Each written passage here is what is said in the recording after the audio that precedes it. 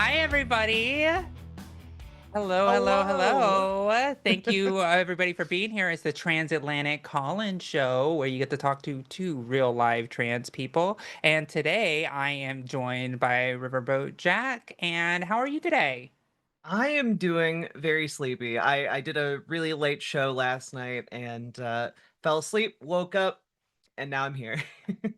It's the life of a streamer, right? It's like you just wake Indeed. up and you just get right back to it every day, nonstop, to the detriment of everything else. Don't envy that. Don't envy that at all.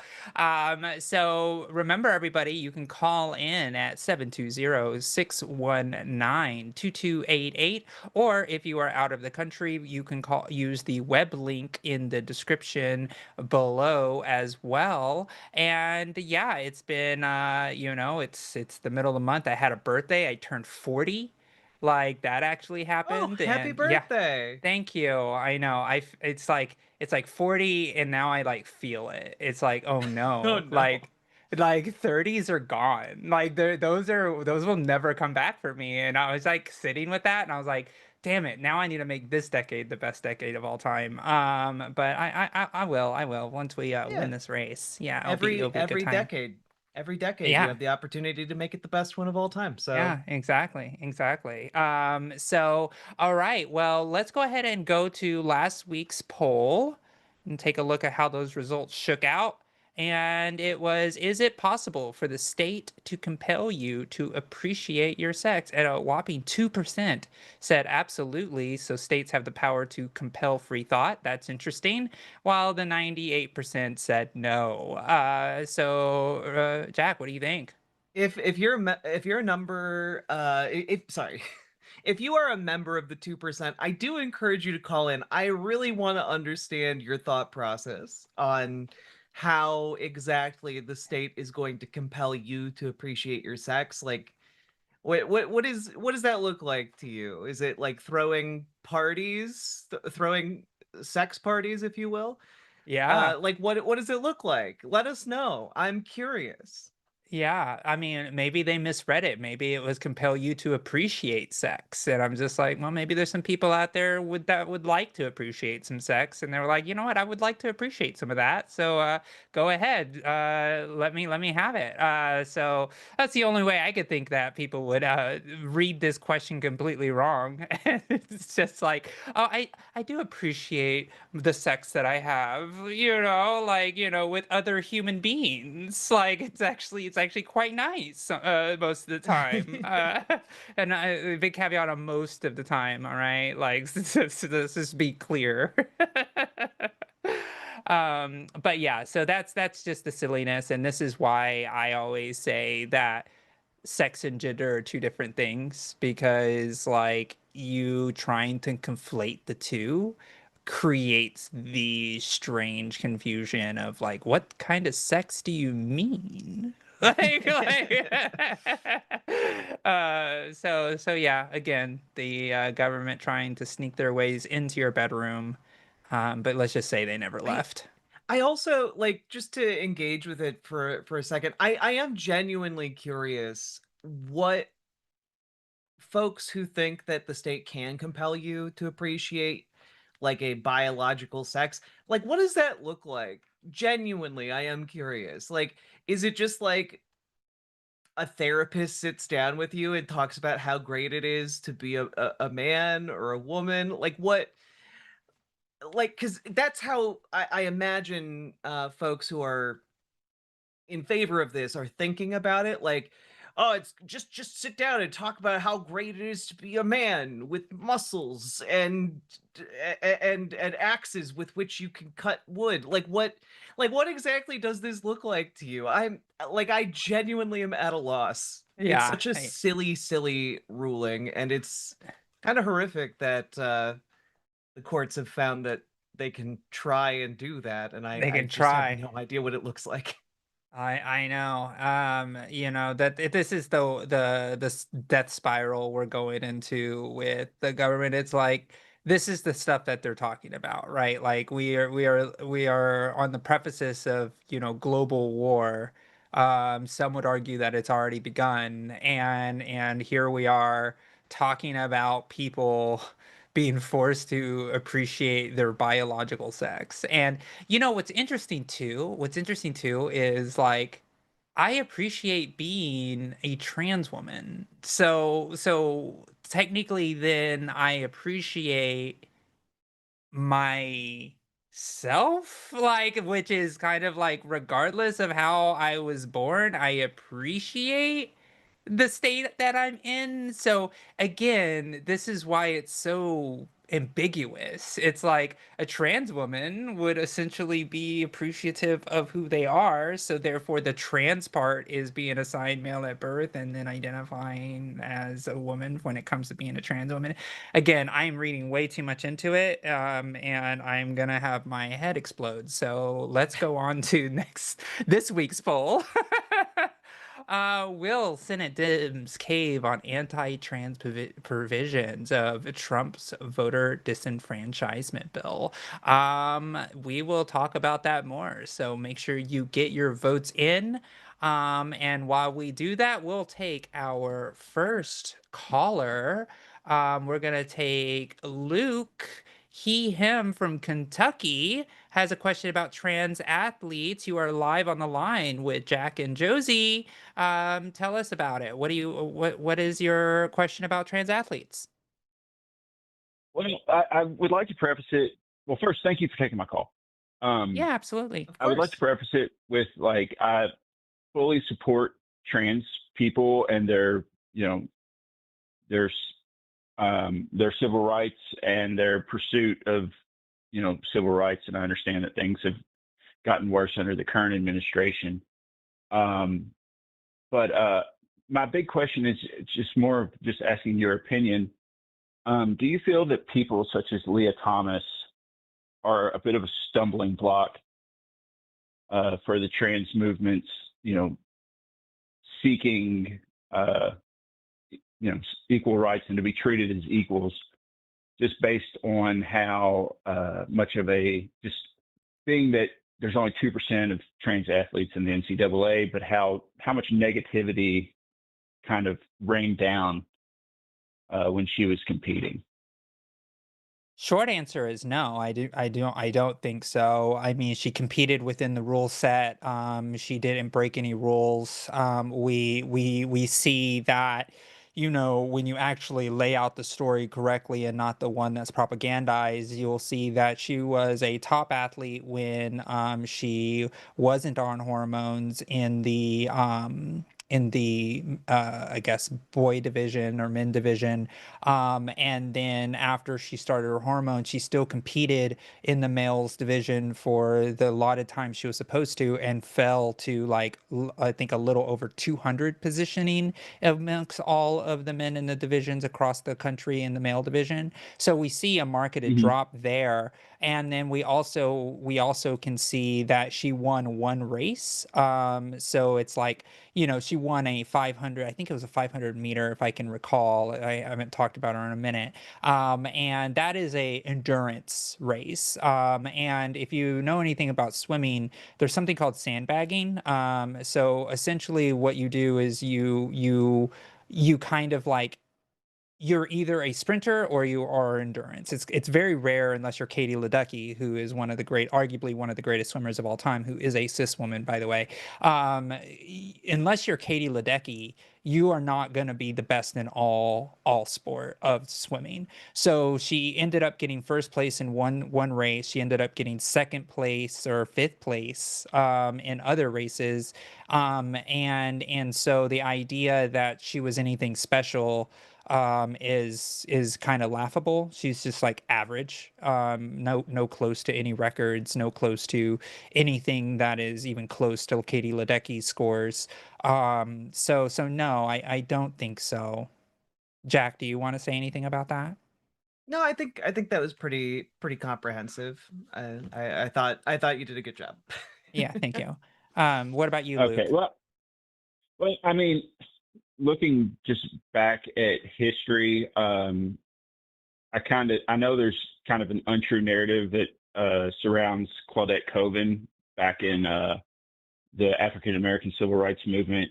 She was kind of like the first Rosa Parks, and there is a story that may or may not be true that she was pregnant, so they found someone else to.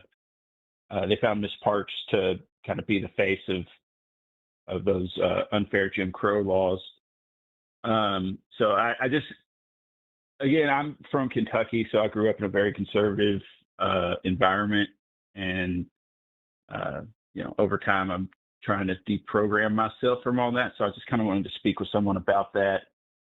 Yeah, I Because understand. it's just, yeah, like just going for a greater understanding of it, Absolutely. And so the way without that being I without look being bigoted about it.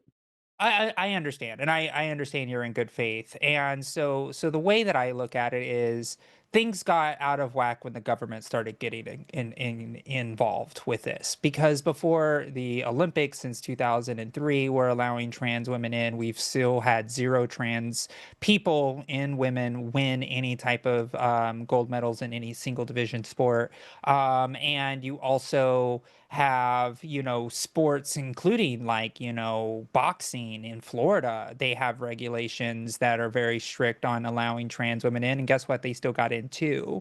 I always say that let the professionals of those sports be involved in who is allowing who to play, as long as they have an opportunity for everybody to do it, even in the most strictest terms, right? And I'm more moderate on this than I think a lot of other trans people are on this topic, including hosts on the show. I'm more moderate on the idea of allowing the sports organizations do it, as long as they allow some form of way to allow trans people to compete. And once the government started getting involved, what we started to see is young kids being targeted. All of the bills that we are seeing across the United States that are being passed on trans issues, when it comes to athletes, are affecting a handful of kids. Like, I mean, like, like kids that are Yes, like ultra 12, minority. Yes. my ultra minority, right? You're talking, and I think when I think it was even Kentucky, or I think it might have been Kentucky actually. There's a story that actually happened where there was a young girl who started a field hockey team, and they're at her school, and there wasn't enough women to play in the field hockey team, so she helped recruit enough girls to then play and actually field a field hockey team. Kentucky then passed a law that banned her from the team that she created, and she was the only one. There was no other trans athletes in the whole state, but they banned her, this one girl. And Mm. the state decided to waste their time, waste legislator time, to pass that bill. You see this all over the country, where they're fear mongering that this thing is happening. Not one trans athlete has ever won a scholarship for the NCAA. Only 10 NCAA trans people exist in sports. And also, there's Yeah. 510,000 NCAA competitive players in college sports. And then you have the edge cases of unremarkable trans people winning an award here and there. And I'm going to tell you, if you're trans, you're likely to be bad at sports. That's what data tells us. Data does not tell us if you're trans, you're going to be good at sports. In fact, I don't know very many trans people who are amazing sports athletes. In fact, I only know one, and she's in New Zealand, and she plays softball, and she's playing at a semi-pro level. And that is the only trans athlete that I know that is actually winning awards, going out and doing that. She's playing softball in New Zealand. And so for me, I find it very annoying that this has become the narrative when we are in so much. And I just spoke a lot. I'm going to let my host here, Jack, say some words as well. Yeah, and I don't see a compelling reason to cave to the conservative narrative on trans people in sports. There was just maybe like a month, maybe 2 months ago, the most comprehensive analysis of like every study done on like trans people in sports, and it found that there was no significant difference after anywhere from 1 to 3 years rather on HRT. There's no significant difference between like trans women and cis women when it comes to like sporting achievement. Like there's just no reason to cave on this narrative. There's no reason to throw like trans people or even a small segment of trans people under the bus when it comes to this topic. And the data doesn't really bear it out. The political situation in America doesn't even really bear it out. Most people support trans rights. And honestly, I think all that really is necessary right now is for people to stand up and full-throatedly defend trans people. Like that's really kind of where it comes down to for me. Like I don't see this as an overarching issue um that anyone should be capitulating on, and the fact that there are some people doing that, I think just kind of speaks to their pre-existing biases.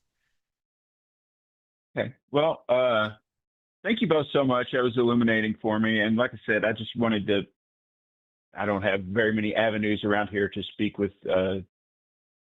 trans folks. So I just Yeah. wanted to call in. Yeah. And Luke, I just want to add this as well, really quickly. In the study that Jack is talking about, which is the British Journal of Sports Medicine, they just released these conclusions.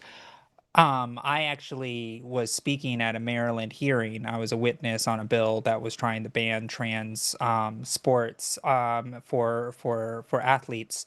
And one of the things that this person did, this senator, decided to try to cite this in her advantage, saying that male athletes and female athletes have a biological disadvantage. But she was talking about the control group. She was talking about the control group of people who are not on hormone replacement therapy have an advantage over, women, which Oh, yeah. is so funny to, Just yeah, bad right. information all the way around. Yeah. It is. And then when you look at the conclusion of that study, you'll see that yes, the conclusion of what Jack said is this. And to bring the beyond the studies here, I want you to think about like the logic of this one. And I don't think people understand some of the ways that you think about it. So I'm sure you hear often that trans women are taller on average, have longer limbs on average, have more bulk on their body than average. And, have you heard that? Have you heard those things before? Yeah. Yeah. Of course. That's a Okay. standard Okay. talking Great. point. Great. Okay. So now let me posit this to you. So would you agree that that body that went through male puberty and had these tall features and everything, and by the way, cis women also have these features as well, but for particularly trans women, would you say that that body that was developed under male puberty was designed to have testosterone in that body? Uh, I would say, like, as a biological function, as it was born with the male chromosomes and went through puberty, yes.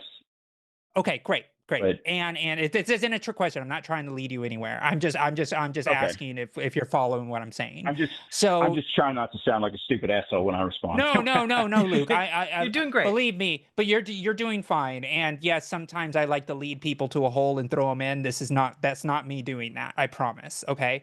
So Okay. so the idea is this.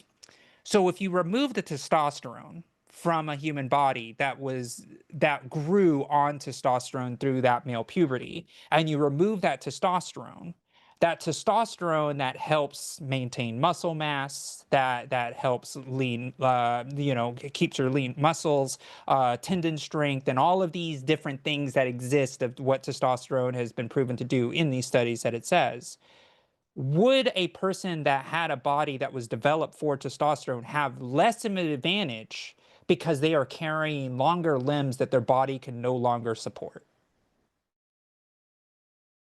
Yes, and that tracks with men as they get older going on TRT Yes. to regain some of their potency. So Exactly. So if you have a trans woman that has went through male puberty, has massive height, has, like wingspan and all of that type of stuff, and you take away the testosterone, which is essentially the fuel that helps that body move quickly and fast and with strength and burst strength and all that stuff, then you are literally putting a disadvantage on the taller person, the bigger person, because they no longer have the fuel necessary to move that body effectively, which it was designed to do when it went through puberty in the first place, which actually makes the taller trans woman less effective at moving with speed and burst and strength than the cis woman that developed originally with the same body mass, because their body and estrogen and everything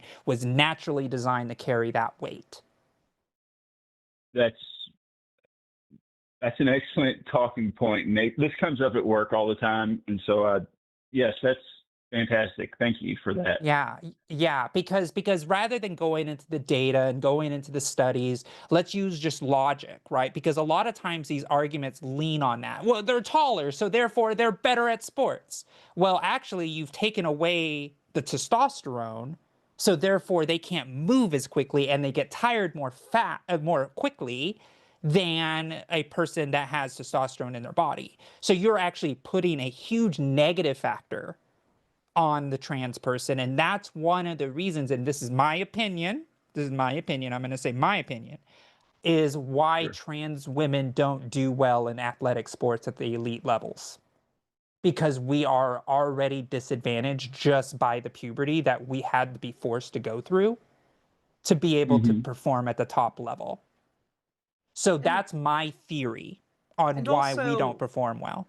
I would just throw in there that like I think also performance is affected by like social factors, and the fact that like so many trans people are dissuaded, and as we can see from like the national conversation, dissuaded even from the earliest ages of coming out from participating in sports, because hey, if you do this sport that you love in any kind of like higher level capacity, you suddenly have your entire life blown up, you know? Like how like I got to be honest, I don't pay attention to college sports, and the fact that I even know who Leah Thomas is an anomaly to me, you know? And it's just that the conservative movement in this country has turned her, a college student who just wanted to participate in swimming, into like a national talking point. And like,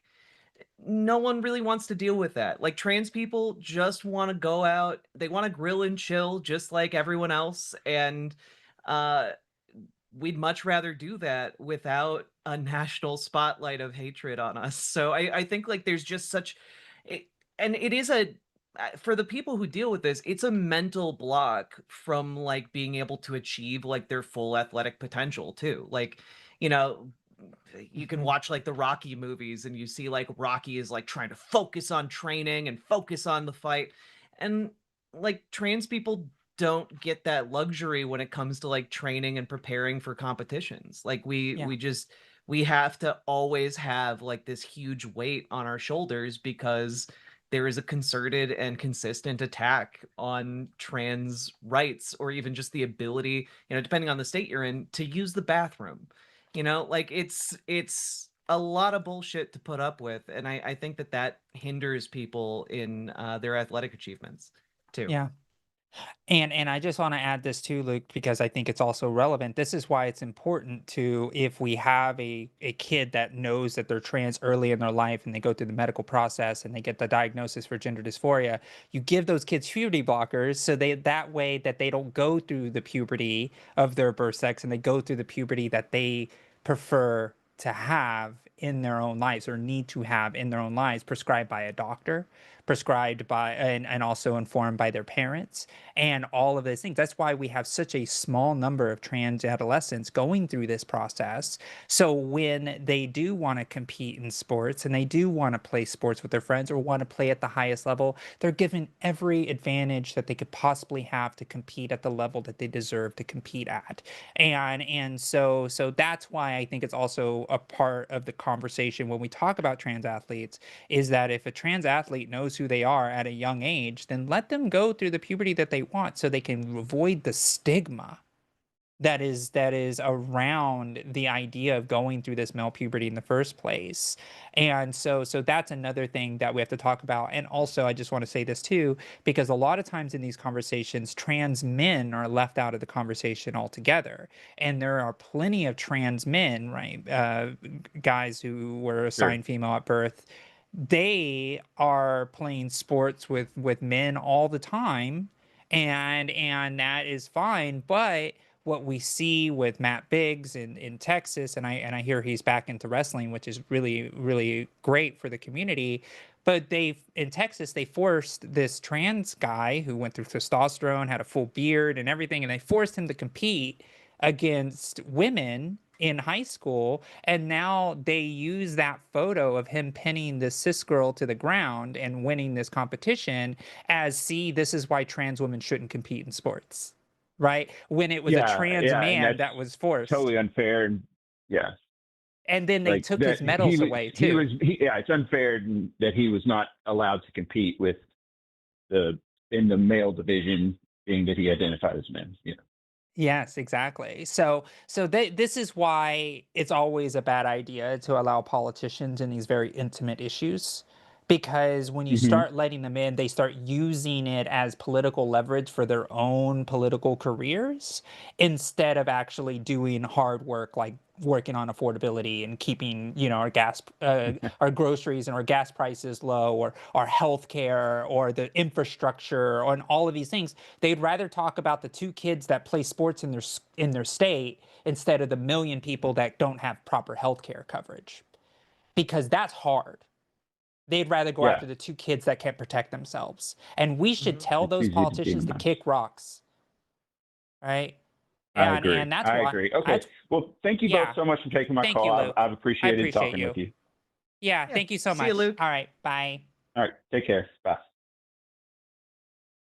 I hope I wasn't preachy, but No, I thought you did great. You yeah. managed to like approach that from multiple different angles, and it was cool. Yeah, thanks. Um, Thank you. is it all right if I hop up and go to the bathroom real quick? No, I'm just kidding. All right, BRB. uh, all right. So while Jack goes to the bathroom, why don't we go ahead and jump into this week's poll? Um, let's go ahead and do that. Perfect. And then we'll have Jack's chair, which we have the same chair, except mine has white stripes. And so our chat says, will Senate Dems cave on anti-trans provisions of Trump's voter disenfranchisement bill? And 78% said, 77% says yes, and 23% say no. It's really interesting. This is a very interesting one for me, as I look at it from a very different political lens, outside of just the trans provisions. I think that the Senate Dems are going to try to block this bill regardless, because of what it does to the voting process as a whole. So I think that the Democrats personally, this is my personal thought, I think the Democrats are going to stumble into standing up for the against this bill, but not because of trans people. Like it's one of those situations where it's like they're right and they're gonna be right and they are gonna stand up strong, but they're not doing it for trans people, they're doing it for other reasons. And if it was just trans people on its own, I think it would more likely not. So it's a I look at it through a very different political lens when I think about this as well. So yeah, it's a very interesting one. And if you feel that if you want to talk about this one too, if somebody wants to call in and argue the case that they're going to cave, I would love to hear it, because I would love to hear the perspective of the idea of, will they cave because the trans stuff is in it. And so for me, that's kind of the way I kind of look at the question, as a whole. And we already know that Fetterman is basically a Republican now, so I think he was going to cave regardless with the anti-trans provisions. Jack, we were talking about the results in the chat. 77%. Oh, okay. We were just talking about the results in chat. 77% said yes, and 22% said no. Do you have anything you wanted to add? I know this might be controversial, but I don't think Senate Dems are going to be willing to bite on this bill. The anti-voting portion of the bill was already going to be an incredibly difficult fight for the GOP to pass. And the fact that they then added anti-trans provisions onto it, I think leaves it pretty much dead in the water, legislatively. So I had, if they pull those anti-trans provisions out at some point and then try to pass that as a standalone, maybe Democrats would cave on that. But right now, the Save Act, I think it's still being debated. Obviously, whatever, maybe something could happen there, but overall, I'm kind of optimistic that Dems aren't going to fully cave on this, with the exception of maybe John Fetterman, because Yeah. dude's You literally just... repeated everything I said. Oh, okay, cool. Yeah. Your analysis is spot on in my opinion, but that's because you basically mirrored what I said. Yeah, including the John Fetterman piece, except you use more colorful language and he deserves it. Definitely. Great. Are you ready for the next call? I'm absolutely ready. I'm excited. Okay. All right. Sounds good. So we are going to take Seth, him from Texas. You are live on the line with Jack and Josie. You want to talk about the term women when speaking about trans women. Go ahead. Tell us about it. Yes, ma'am. I saw the well, I guess just to start off, my introduction to having opinion on trans things started with Forrest Val guy, and he did a really excellent video, I thought, explaining biology over social constructs, which really put I thought, a good perspective on everything. So I've kind of used that as my outline for how everything works here, and then I watched the Will, gosh, what's his name? He has a friend named Steele, and he and her went around the country. It's like a documentary about this writer, SNL writer. Will Ferrell. And how? Yes, right. Did y'all see that? Yeah. I did watch that. I watched it with my wife, and I was like, well, that's the perspective and everything is interesting, but then my wife goes, why use the term woman though? And I was like, well, I don't know, because it's like there's more than one gender. Why is it important for her to be called a woman instead of a third gender like they have in India, or one of the 5 genders the Native Americans use, or anything like that? And so that was months and months and months ago. And so then I saw that y'all have a ask anything kind of situation on here. So I was like, well, yeah, these are the people to ask. I don't know. Go ahead. Yeah. Do you have more to add, Seth? No, I guess that's just kind of it. Is that fight the good fight for the term woman when there could be a more accurate gender or something? I don't know. Well, so trans people, trans women in particular, since we're talking about trans women are women. They're just a different type of woman, and the trans qualifier there indicates what type of woman a trans woman Mhm. is, right? Like, it's the same way that there are white women and black women, there are also trans women. It's just telling you what specific kind of woman someone is identifying as. And it's telling you that that qualifier there is telling you that, well, they are identifying as a different gender than the one they were assigned at birth. You know, like, it's just, it's indicating all of the information you already need to, like, communicate who someone is. And if someone doesn't want to identify as a woman, they are free to obviously pursue that and identify as non-binary, or use whatever pronouns they want. And that's just kind of the nature of the beast, right? Like, when we're talking about different, societies, like you mentioned, India with, like, the hijra, Yes. there are a bunch of different, like, social ideas and, like, conceptions of how someone who identifies as a hijra is expected to act, and that might be different from, like,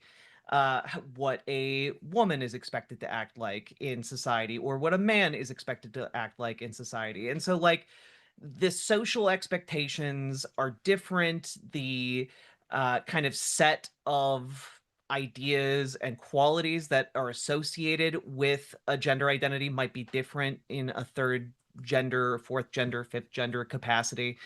And so when we're talking about a woman, we all kind of understand, we all kind of have a shared set of ideas, and with some variation in there, about what a woman is, Mhm.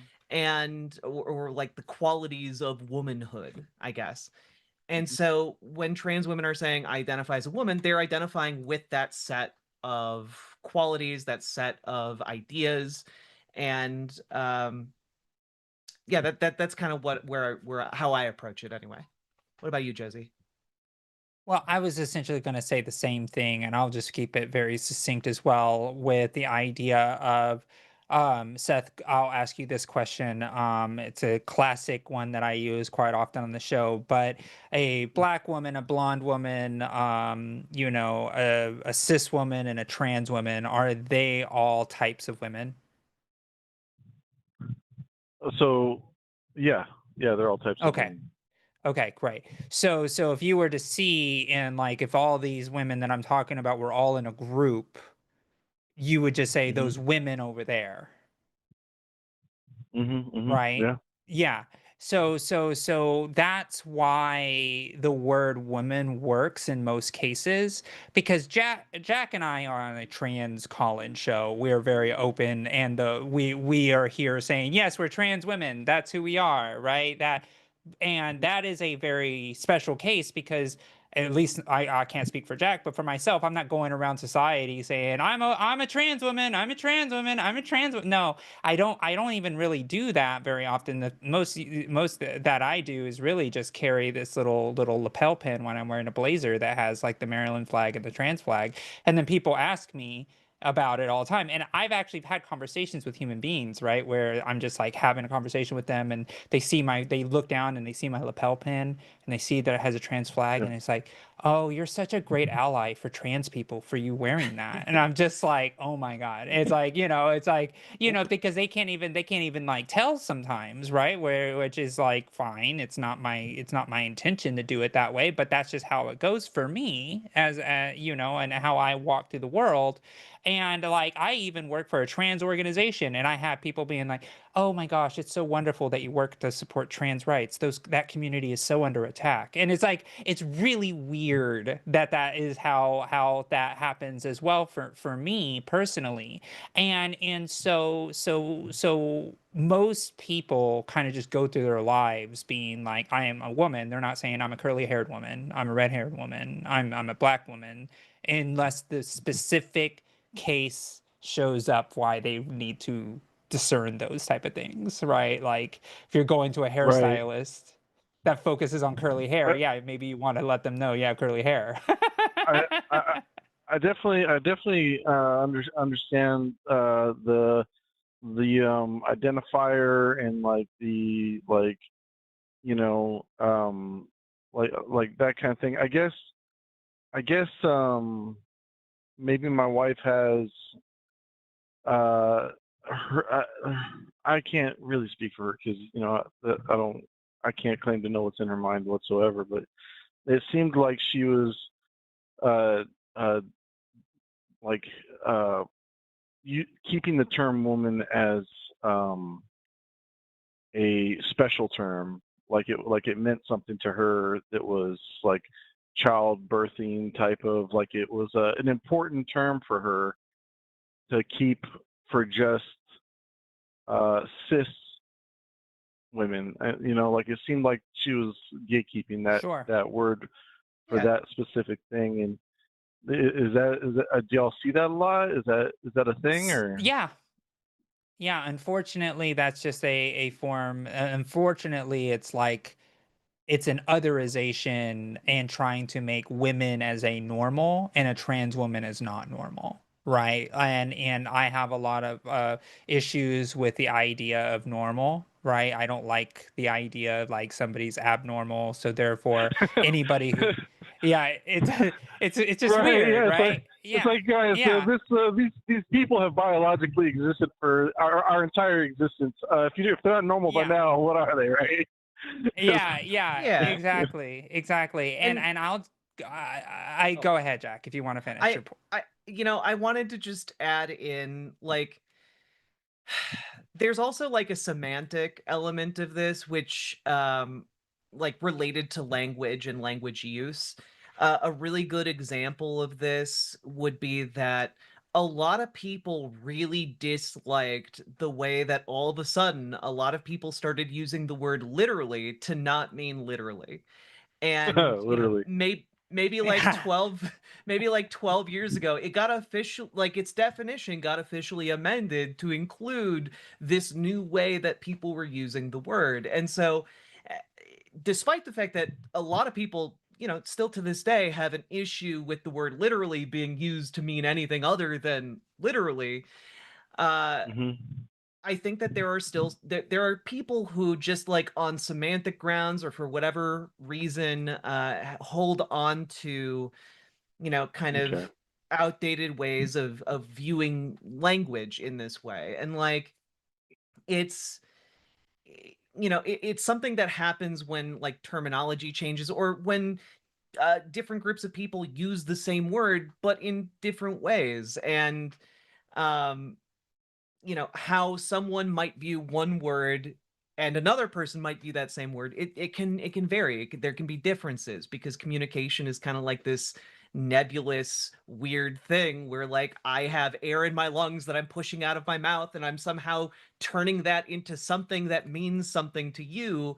And that's pretty wild and weird, and it's a lot messier than I think a lot of people really think about on the regular. yeah, um and so that could also be an element of what is going on here as well. yeah. And Seth, let me pause it to you this way. I'm sure you've heard this in your life, like where like there are men, right? Groups of men who are like, oh, you don't like trucks? Well, you're not a real man, right? And people probably have said something like that, right? I'm sure you've heard it around, right?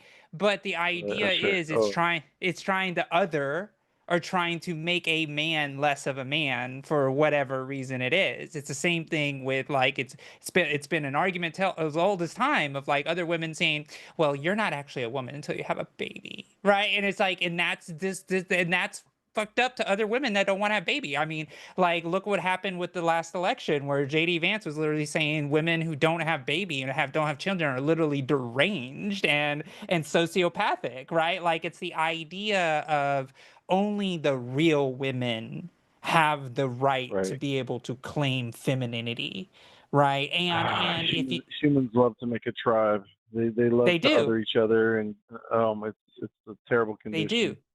it is. And so when you go in and with feminist studies and all and women's studies, when you look at all of these different things, there are complete like books written on the idea that the separation of and the separation of women identities into their own boxes separates the power of women, right? When we have solidarity, that's when we're strongest, right? We win women's suffrage when all of us march, right? Even though all of us don't get the rights at the end of the day, all of us had to march to be able to get those things. And regardless if you had a husband or were white or black or all of these different things, women's suffrage had all these people march. Now, at the end of the day, the first wave feminism did not include, after they got their victory, black women and trans women. That was a very real thing. But we as women want to have solidarity with each other because we live in a world that tries to control and regulate our bodies, tell us where we can and cannot go. And you know, when that happens, the idea of the real women also get hurt by it as well. Right. And I say quote unquote real women. You know, so the idea that that division only makes us weaker, so therefore it's easier to subjugate us. Does Oh that yeah. make sense? Oh yeah. Yeah. That's. I mean, yes, that does make sense. I appreciate that Yeah. explanation. It does seem that the term itself needs to be more flexible, and the dogma Yeah. around its usage is exactly And that, dogma.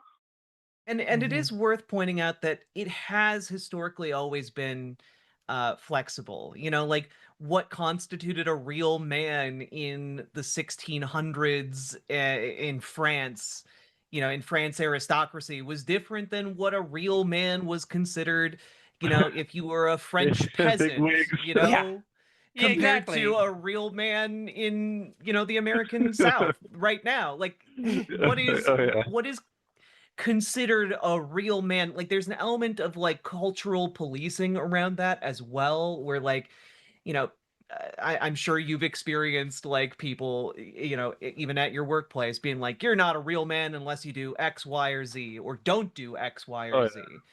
And Mm-hmm. in a similar way, there is that kind of cultural policing around the idea of what it means to be a woman. And like, there that can vary wildly. Like I know my mom has told me stories about growing up in America and talking about how like when she was a little girl she wasn't allowed to wear pants to school because those were man clothes.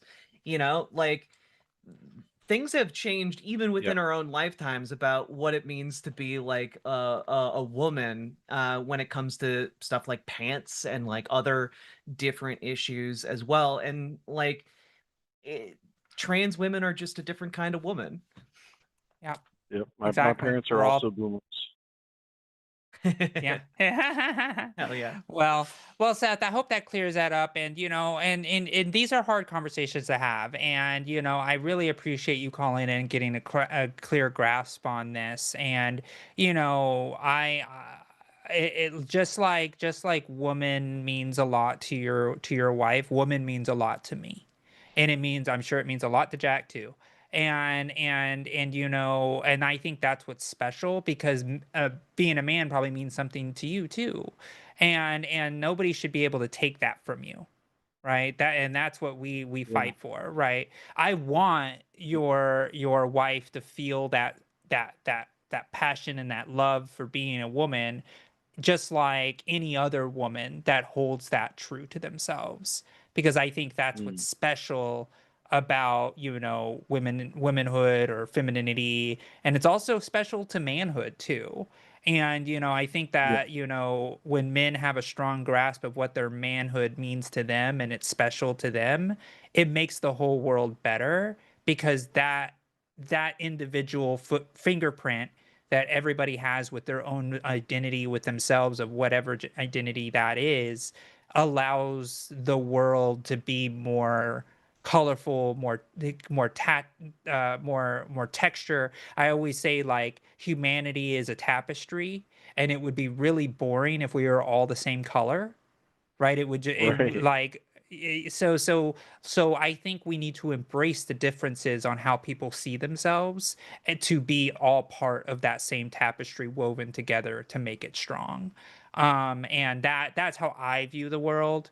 And I think that other people would find value in looking at the world that way, that they're all their own individual colorful strand that is woven with other colorful strands to make the beautiful tapestry that we call humanity. Absolutely. What a pleasure it is to have. What a time to be alive to have a resource like y'all to talk to and call in Oh. for free. Yes, absolutely. Happy to do it, Seth. Happy to do it. So, Thank if you your so wife ever much. wants to call in, have her talk to us. We, Yeah. we, we, like I you see, will. we have respectful conversation, right? We match energy sometimes. When people come in hot, we come in hotter sometimes. Depends on how it works. But this has been a very wonderful conversation, Seth. So I just want to thank you, and you have a great rest of your day. Okay. Yeah, you've been a Thank you delight. very much. Y'all too. All right. Appreciate it. Thank you. All right. Bye-bye. Bye bye. Bye. We've had some really great calls so far. That was so much more pleasant than I thought it might be from Yeah. the screener prompt. Yeah. Absolutely. I loved that. That was lovely. Yeah. So just taking a look at the call list here. Let's see. I think let's see. Let's go with 9-7.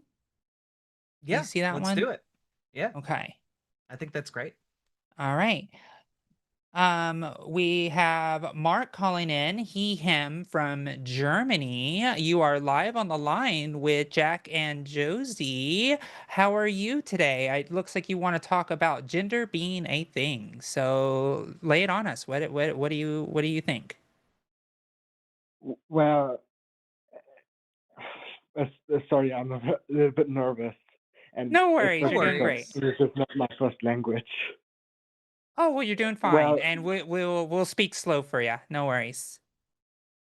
thanks. Hmm. Practically, I deconstructed most of my right-wing beliefs, but I'm still gender critical, I think you call it in English. And Hmm. I want Okay. to better myself and take my own advice of all the other topics were already constructed. So I wanted to call. Yeah, maybe you can Okay. convince me.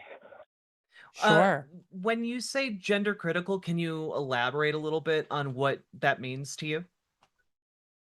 Well, my uh, view is practically if you are born a male and you like to dress feminine, you are a male who wants to dress feminine. If you are a male who wants no dick, you are a male who doesn't want a dick, but you will always be a male. Okay, so is your position that sex and gender are the same thing?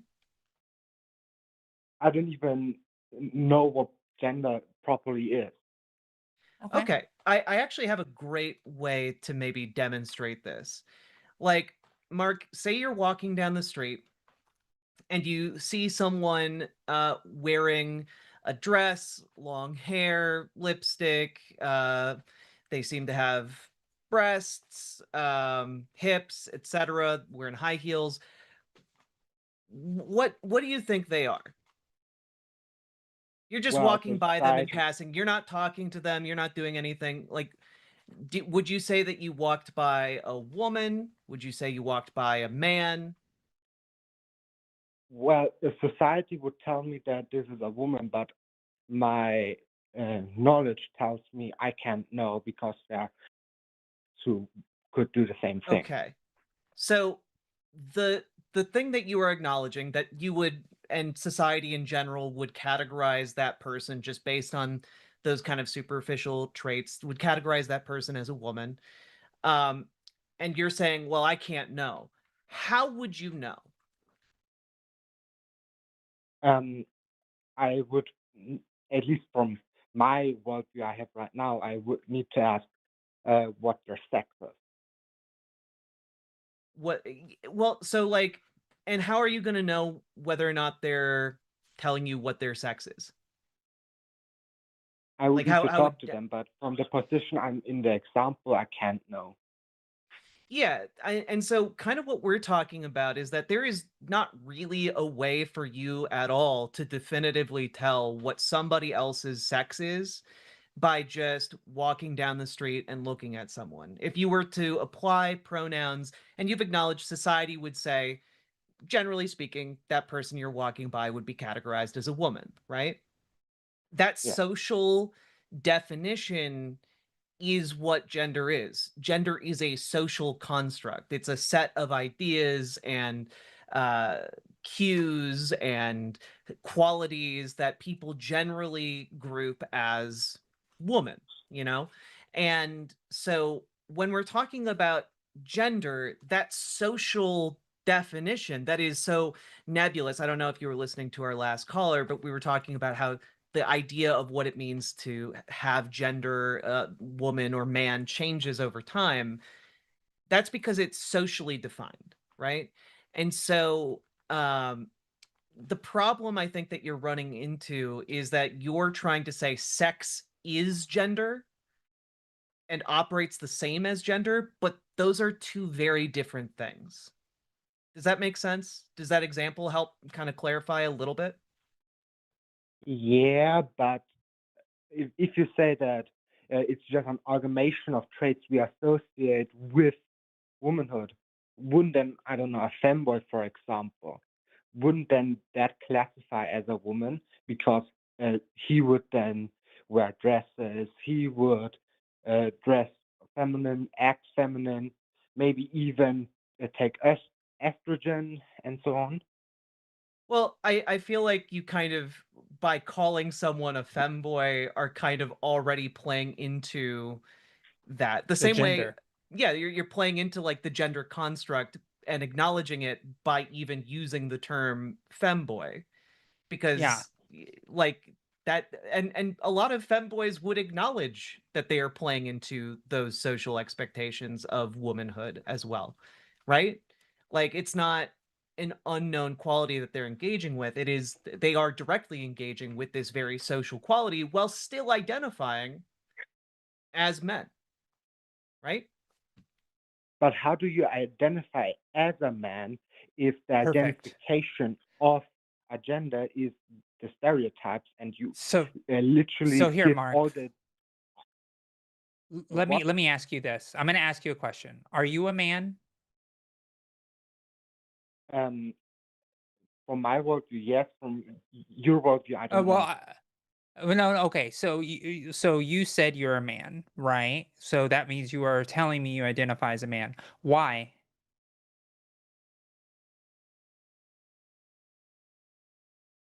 I don't know. I could theoretically be a woman. I don't know if I'm a woman under your worldview Well, no, I'm because not I asking my like to dress worldview. feminine. I like to Mark, act. We're so asking so under your worldview, Mark. I'm asking about your worldview because that's what we're interrogating, right? Like my worldview has nothing to do with it because I'll tell you what Jack and my worldview is. You tell me what you say you are, right? So when I In, ask in, you, are you a man? And you say yes, I ask you why, because I know you're a man because you said you're a man. I ask you why because I want to know why do you think you're a man? oh, I thought I did not know you were referring to my worldview. In my worldview, I don't identify as anything. I'm either a man Okay. or not, and my relation to what I am does not matter. Okay, so your worldview is that there is no you do not have a gender. Is that what you're telling me? Yeah, Okay. maybe. So okay, no, this is fine. This is fine. So if you say that you understand sex, and I think we all understand sex. Sex is the biological culmination of different traits that essentially identify you as a male, right? So in that context, so that's sex, right? So we understand that that exists together, right? Can we all agree that like sex exists, right? Yes? Yeah. Okay, great. All right. So that's the case. So the conversation we are having is about gender, right? Because that's what you were talking about, the idea about gender and understanding that. So in the worldview of yourself, you do not believe you have a gender, which is fine. So in my worldview, now I'm going to talk about my worldview because you were kind enough to tell me yours. My worldview is that there's a difference between sex and gender, right? And Jack already kind of posited this a little bit. So here's how I as well agree that the gender is the social construct that you associate with on a daily basis when you're walking through the world, right? So if you see somebody on the street and you interact with them, and however the gender that you perceive to be the case, you interact with that person in that way, because you're not touching their crotch, you're not asking for chromosome tests, you're not asking to squeeze their breasts or things like that. You're just interacting with the human being in front of you. So you're dealing with the social construct of whatever you see in front of you, even if you haven't talked to them yet. So that is what we believe the gender portion is. So in this worldview, I'm going to bring it to a logical sentence. Okay, this is I know English is your second language, so I'm gonna if you don't understand what I mean by logic and in this thing, I do something called a logical test of like the idea between sex and gender. So simply I say this: some women can have penises and some women don't, right? So for me, that means that sex and gender are different. And I'm using the word penis as the sex as a shorthand, right? I'm not saying that sex is only a penis. I'm just saying that in this example, I'm referring to sex as a penis. So some women have penises and some women don't. So in my worldview, that sentence makes sense because women is the gender and the penis is the sex in this particular case. So that sentence makes sense. And to give an analogous statement of for the logical test to work, some coconut trees have coconuts and some coconut trees don't. Right. So the coconuts are kind of representing the penis in this example, but they're still coconut trees, which is the gender of what they are. Right. It's not a perfect analogous statement, but it allows us to test the logic between the difference between the tree and then the coconuts themselves versus the woman, who's the tree in this example, versus the penis, which is the coconut in this example. So that is how I logically can put it out forward about the idea of some women have penises and some women don't. So I'm going to ask you the question: do some women have penises and some women don't? True. If we go by gender, then yeah, and your worldview, then yeah, that makes logical sense. Okay, great. So now we understand the idea and the concept of gender, which is what you asked in your initial question about what is gender. So in the worldview that we're positing that most people in society of the social construct believe, woman is the gender category and sex is like the female portion of that category, right? So we have the two things. So somebody who is born female can be a man, and some people who are born female are a woman, and sometimes people who are born female can be non-binary, right? So those are all different genders on top of the female category, right? Depending on how that person identifies. So that is the best way that I can explain it simply of what gender is. Do you understand that? I think I get it, but then the question Okay, arises of how do you determine, for example, my gender? How do I know that great. I'm a male, Okay. non-binary, or a female? I have a great example for this. Okay. Are you familiar with Thomas the Tank Engine? As a kid, but I don't quite have good memories towards Okay, it. but you know that Thomas the Tank Engine in the world of this show is considered like a boy train, right? Yeah. Would you say that Thomas the Tank Engine is a boy train because Thomas the Tank Engine has male genitalia? Well, we never got to see it in the show, but we'll assume he does not have male Okay, yeah, genitalia. we'll assume that Thomas the Tank Engine does not have that. So, what makes Thomas the Tank Engine a boy? A good question. I don't have an answer towards that.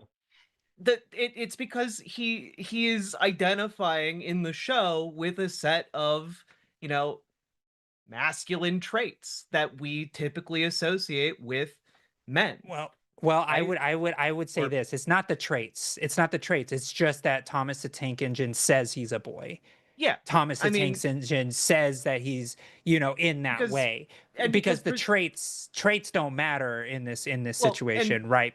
presumably because Thomas the Tank Engine identifies with the idea of But he expresses manhood. masculine.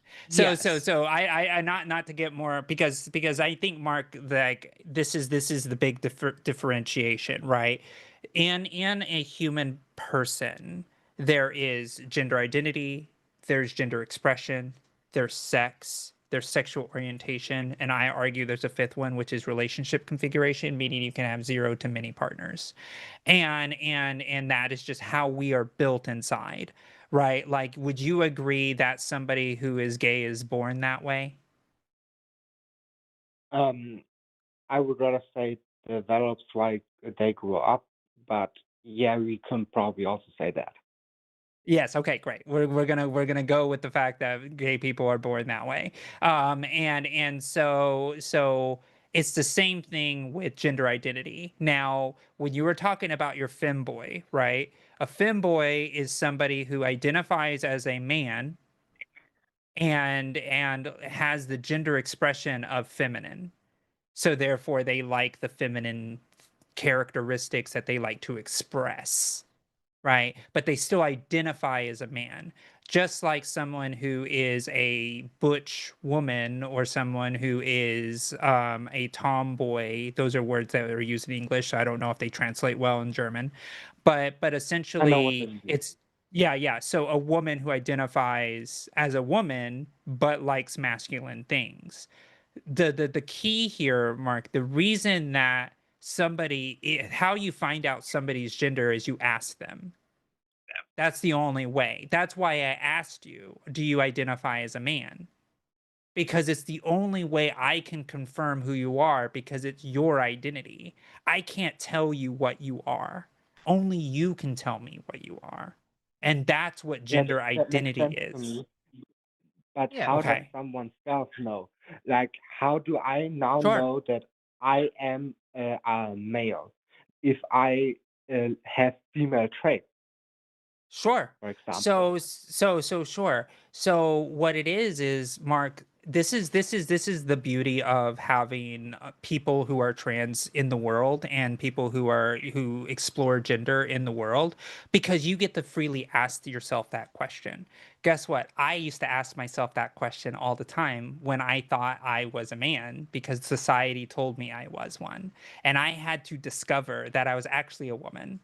And that was a very hard journey for me because I grew up in conservative rural Texas, which in America is a very conservative place where trans people aren't accepted as freely as other places of the world.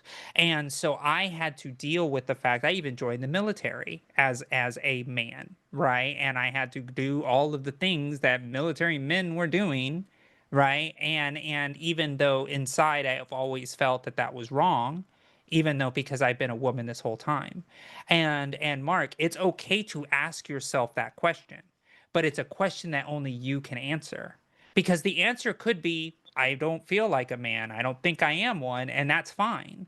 Right. And that's where you have to do your self discovery and figure it out. Are you a non binary person? Do I like, you should like, Mark, how does it feel if you were to tell me you're a woman? Just say it. I am a woman. Just say it out loud for me, just so I can ask. Say that. I feel like a woman. Oh, okay. So you say, but are you a woman or do you feel like a woman? Say I am I a don't woman. know. Say it. I don't know, Well, say to be, it. I to want be you to honest. say it really quick. I want you to say it really fast so that way you can hear it in your head and you can feel what that feels like after you say it, right? Feeling is not necessarily what I like. Me, I am a woman. I don't feel like one. I just am one. Just like a man who says they are a man don't say I feel like a man. They just are a man, right? That I is the am a real. man. I am There you go. a woman. I am Okay. non-binary. All right, great. So how did that feel when you said that? I have no feeling towards it. Okay, great. All right. Interesting. Perfect. Okay, so Mark, have you ever heard of the term agender before? No, I have not. Okay. Agender is someone who doesn't identify with a gender identity at all. They don't have one. It's very similar to somebody who is asexual because they have no sexual attraction. Right? They don't have one. They don't understand the concept of why anybody would have one because it just doesn't exist inside of you. So the Wait, idea of gender may be very foreign to you because you may not have a gender identity. wait. Maybe I get it now. Gender identity is how you stand towards and feel towards the societal norms, and gender expression is how you act then towards those Yes, gender Yes, norms.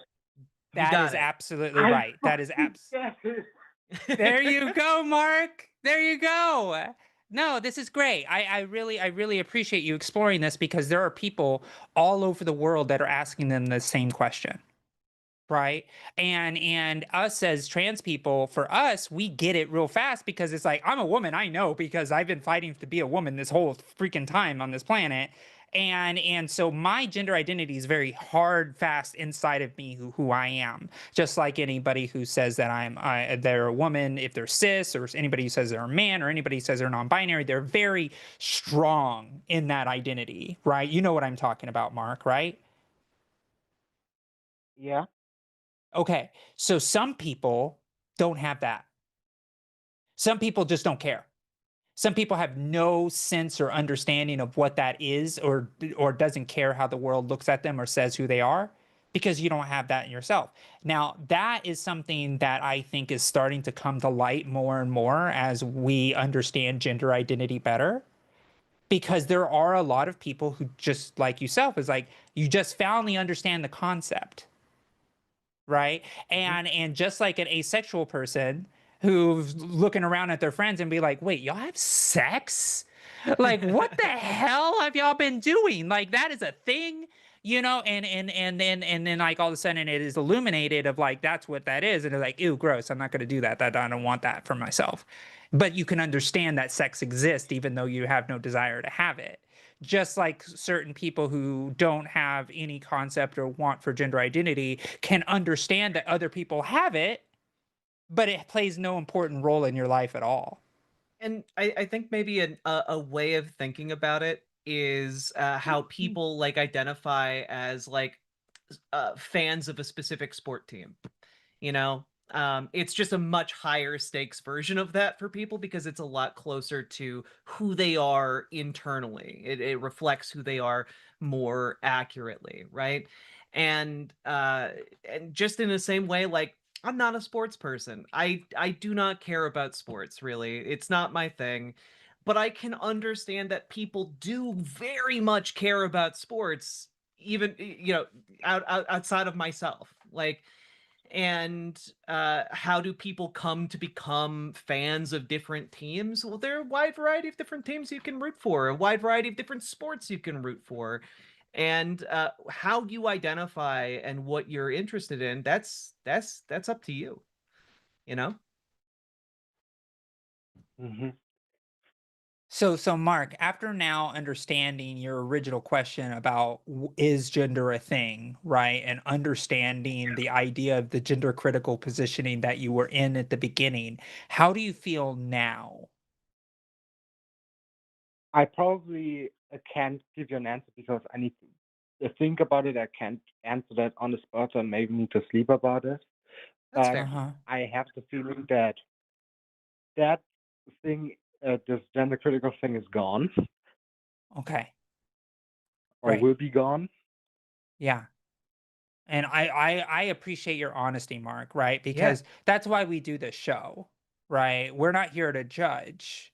We're here to kind of just talk through it because unfortunately or fortunately, Jack and I have had to be experts on gender because we've had to explain our existence to people for the entirety of our existence.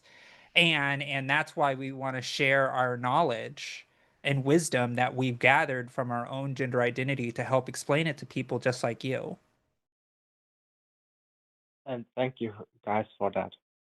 Yeah, I And thank you too. I just really I don't appreciate I you don't know if calling in it's and being transphobic like, to say guys to you guys. Mm. I just appreciate you calling in and like engaging with us like honestly and sincerely. Like I appreciate that so much. And so thank you for calling in, Mark. Of course. Yeah, And thank I'm you. very And thankful for it in oh, probably more than one way. aw, Heck yeah. yeah, wonderful. Well, thank you, Mark, and you have a great rest of your day. Okay. You too. Bye. All right. Bye bye. Bye. I don't know if it's you, Jack, but you have brought like the best vibes like to all of these calls. I don't know I how you did it. I don't know what's happening today, but I'm really appreciating just the sincerity of people who are calling in.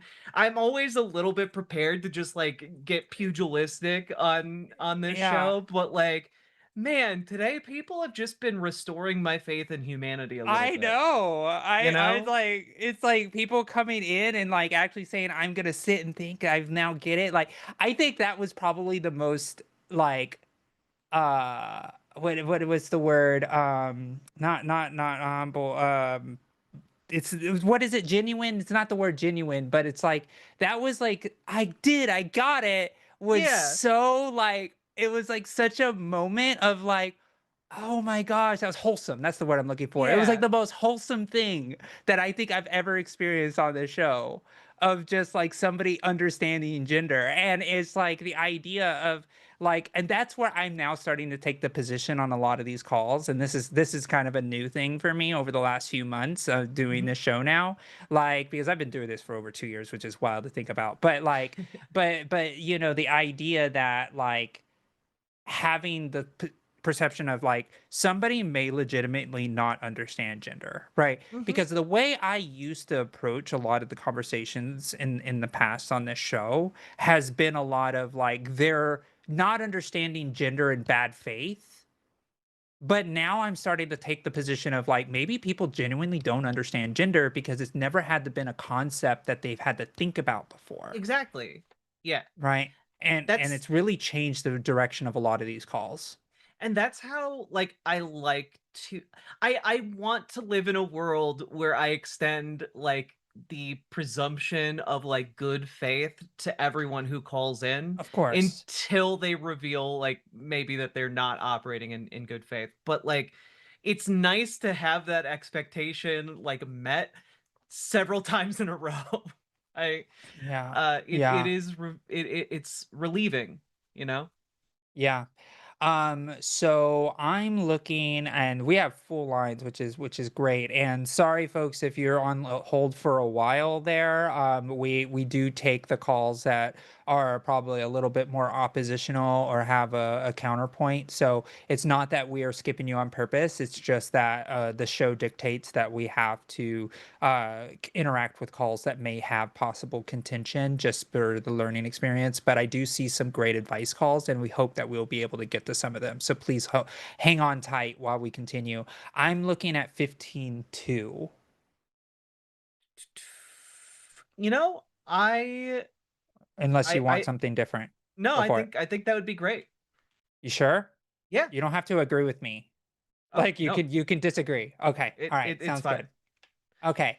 Um we are going to take in Mika, she, her, from Michigan, and wants to talk about the possibility too many people get bottom surgery and wants to demystify it. So, yes, talk to us. You are live on the line with Josie and Jack. Hello. Hello. Hi. So tell us about So it. I'm calling in because like it just seems like there's too many, like statistically, like I don't want to say it should be medically necessary, but it's shocking the amount it feels like. Okay. When you say statistically, what do you mean? What are you referring to? So like it's 2 out of 100,000 teenagers. I forget the one for adults. Because that's even crazier getting it that young. I'm thinking specifically like vaginoplasty or phalloplasty, but that too, probably. But it's 2 out of 100,000 teens. It was a statistic by Harvard. Sure. It is very rare. If you just put that the whole country wide, that it came out to something like 178, like 17 to 18-year-olds would get vaginoplasty or phalloplasty, basically. Over the course of many, many years, which is about right. Like there's just not that many. Too much. Well, I mean, I understand where you're coming at it with this, and the reality is it's still a very rare thing that it happens. And honestly, I believe that it's probably way less. I probably think it's not even 100 yet. In my humble opinion, it's pretty low. Most of the surgical care that happens for trans kids are top surgery related. Most doctors don't want to perform surgery on a minor because they're still growing into their bodies. So it's always a little different in a lot of cases. But I would be shocked if in this country there was 170 something kids that are minors that received bottom surgery. Maybe globally I could believe that number, maybe, and I'm just talking about the entire existence of all the times this has been done. It's like 385 mil or 485 million in the U.S. And then 2% of that is the 17-year-old to 18-year-old range for the United States. And out of 100,000 of those, 2 of them are statistically likely to get like bottom surgery.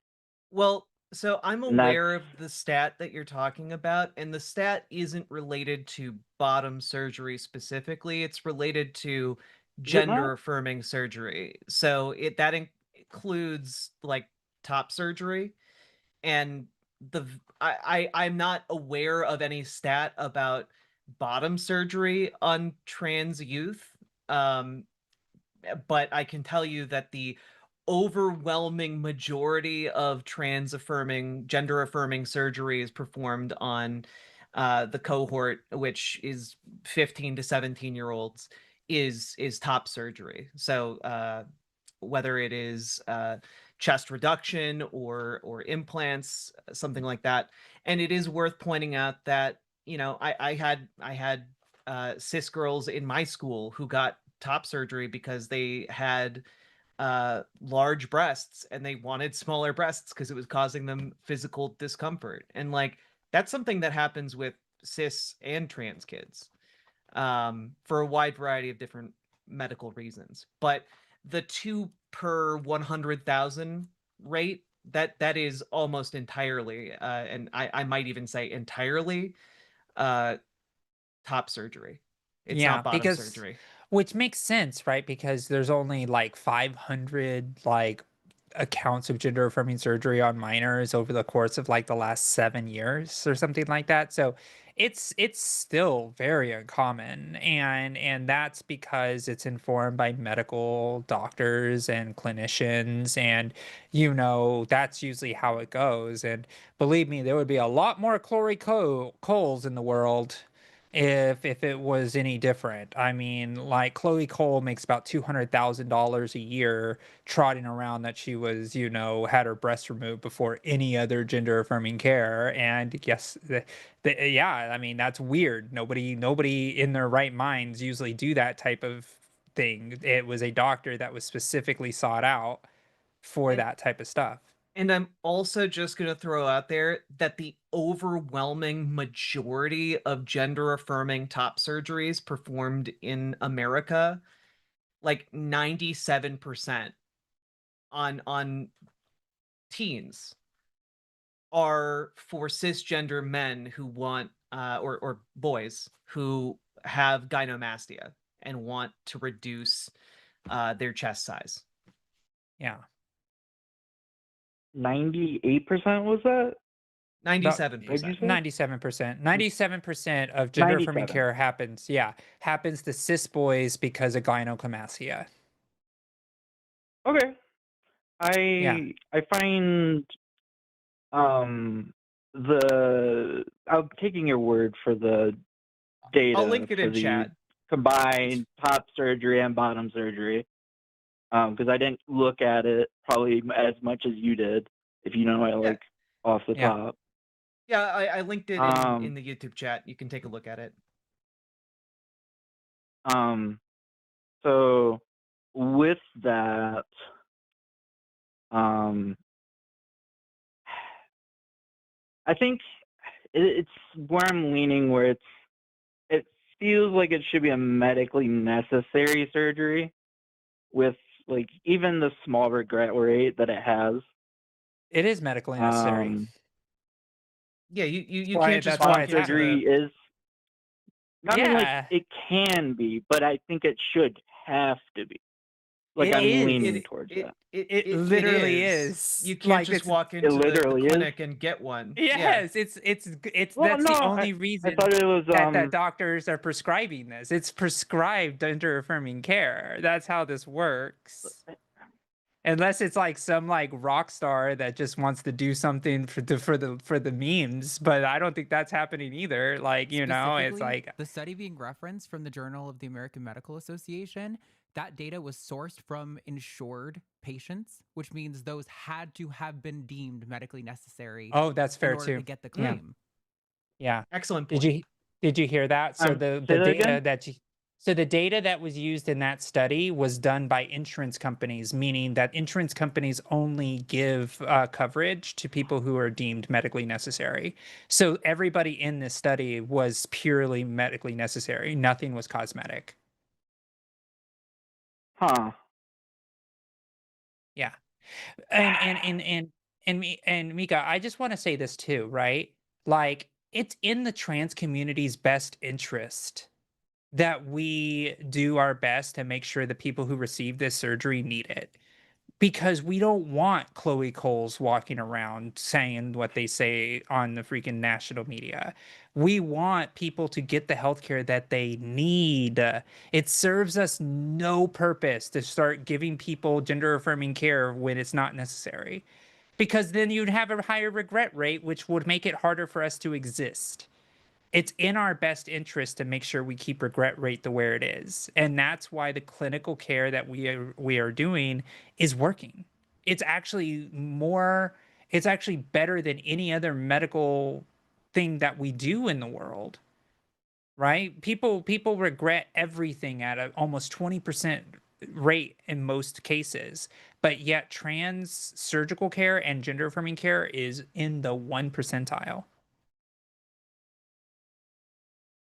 I mean, with the fact that it is deemed medically necessary for those cases, I don't think I have any, because I believe those were also cosmetic ones, or it was done cosmetically, or could be done cosmetically.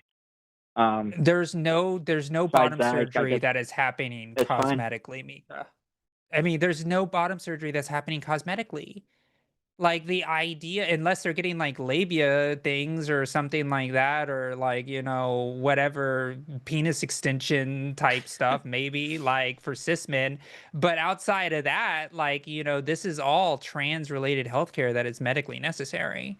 Cis people are more likely to get genital cosmetic surgery than trans people are. I'd say what is medically necessary.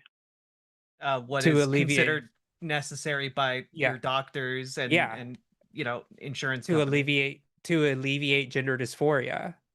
That's what's medically necessary, because you have stress and discomfort from your gender dysphoria, and the only way that we know to alleviate gender dysphoria that clinically works is gender affirming care, and sometimes that means surgery.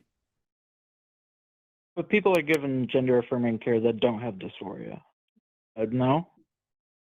Not necessarily. I mean, the Not people there are people who don't have a clinical diagnosis that maybe be getting hormones and stuff like that, but like outside of that, they're not going under the knife, because insurance won't cover it unless you're incredibly wealthy and they're just like, I just want to pay money to do this without the insurance, then sure. But I mean, if somebody's got $250,000 to burn, then more power to them. And it's worth noting also that most doctors aren't going to operate outside those guidelines just because like they have a professional duty to act in the best interest of the patient, you know? And when we're talking I don't about think they bottom want to lose their surgery, license. yeah, and when we're talking Yeah, about bottom exactly. surgery, it's a really big deal. It is a big So deal. they're only really going to operate if they believe it is in the patient's best interest. Yeah, even like surgeons like my surgeon that I had didn't accept insurance. So, but guess what? Guess what she needed? She needed two psychological psychiatrists to say that this was okay to do. Even her, and she was doing it for profit, like for without that. Now the hospital was covered by the insurance, thank goodness, or I would have been able to afford it. But that's how that works. So even in cases where doctors don't even accept insurance, they still require the psychiatric care to cover them from malpractice lawsuits, because they understand that this is a very contentious issue and that a judge is more likely to plead with the plaintiff on the regret than the surgeon that said they told me they wanted this. And without the medical necessity backing, the doctor could lose. And again, insurance companies are heavily incentivized to not cover care that they deem unnecessary. The Right. study that you are referencing is specifically pulling from insured patients who had it covered. So So Mika, why do you believe that this stuff is unnecessary?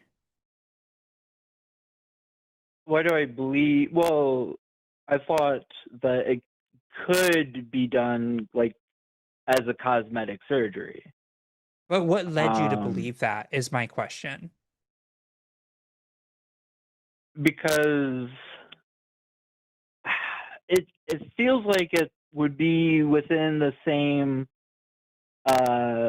thing where we have let or people are able to get on other gender affirming care without medically necessary reasons.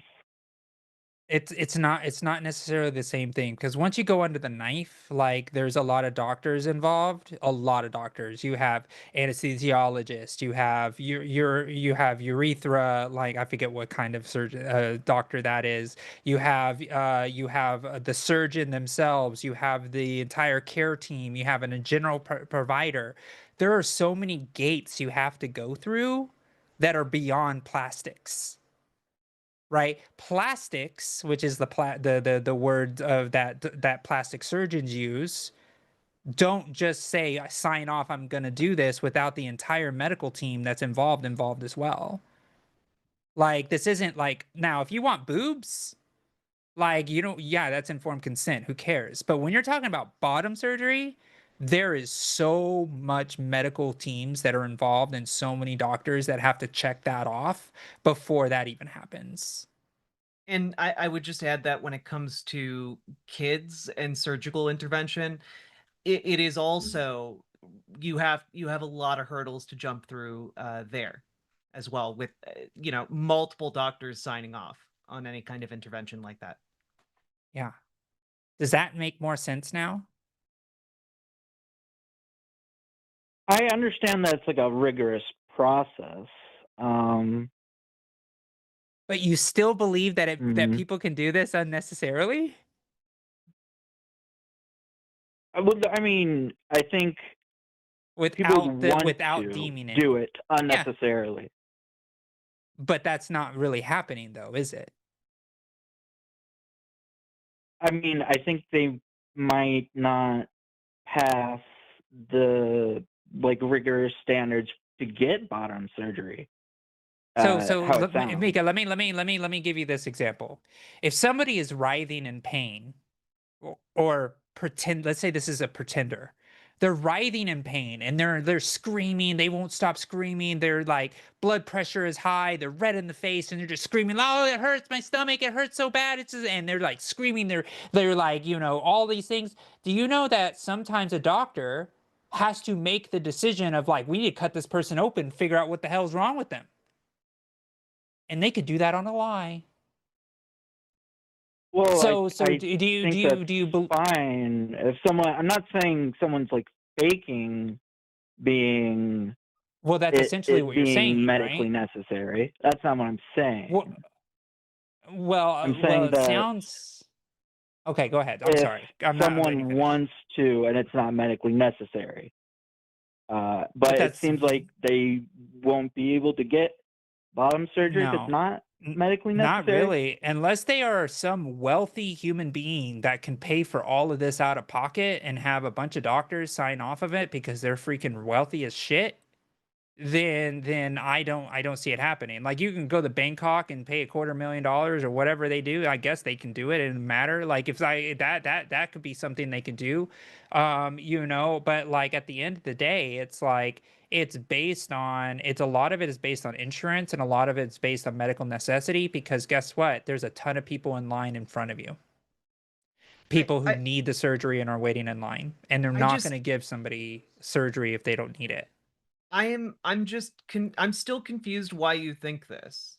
Like, what led you to this conclusion? Because you're defending it and you're kind of sticking by it despite being presented with a lot of points to the contrary. And I'm wondering what has you sticking to this idea so closely. Well, I don't think it's done when it's not medically necessary. And I find that it's fine if it's only done medically necessary. That's what I'm leaning towards, at least. But I just thought it wasn't.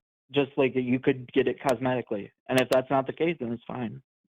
Yeah, it's not the case. It's just not the case. Like, Yeah. like top surgery, sure, that can be the case. Like that's done. Because could you imagine if like every boob job of all these women that want boob jobs had to be medically necessary, even though I think they should be covered in that way. Because it's like, whatever, if somebody wants bigger boobies, can great. But like the idea of like the rigor that is needed for a bottom surgery, you have to jump through a ton of hoops. And like I said, like, would you be upset if some multi-millionaire was like, I want a vagina and I don't want to go through the medical process to say that I do, but I'm gonna pay all this money, I'm gonna just throw all the money at you and just do what I want?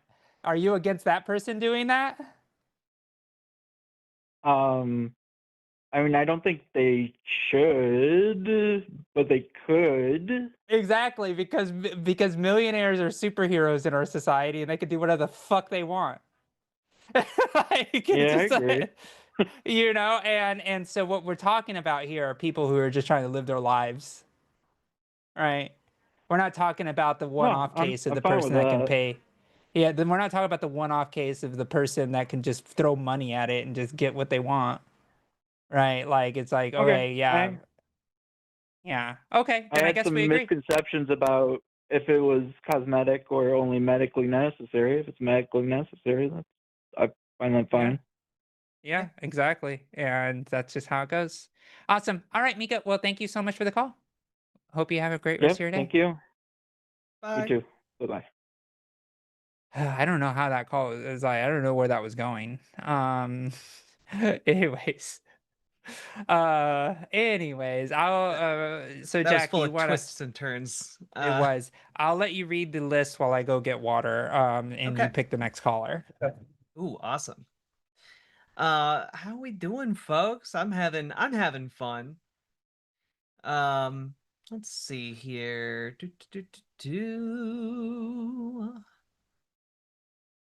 Ooh, I think I know what I want the next caller to be. That was a frustrating call, but I am having fun.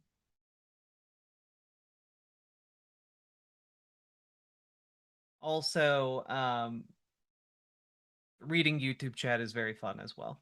Oh yeah, absolutely. And they totally caught me. They were like, "It's a urologist." I'm like, "Duh." And I was like, "Why couldn't I think of the word urologist?" Like, it's like, I oh, mean, how often does the word urologist come up in your day-to-day life, you I know? know, you're right. But I don't get any I don't get any grace as a politician. Speaking of which, before we go north, if you haven't donated to my campaign, please do. We are almost at $10,000 raised on the Zerba link. So make sure you do that. I'm going to be putting that in the chat soon. Hell yeah. Also, at the end of the show, make sure you're doing super chats. I'm seeing very few super chats coming in.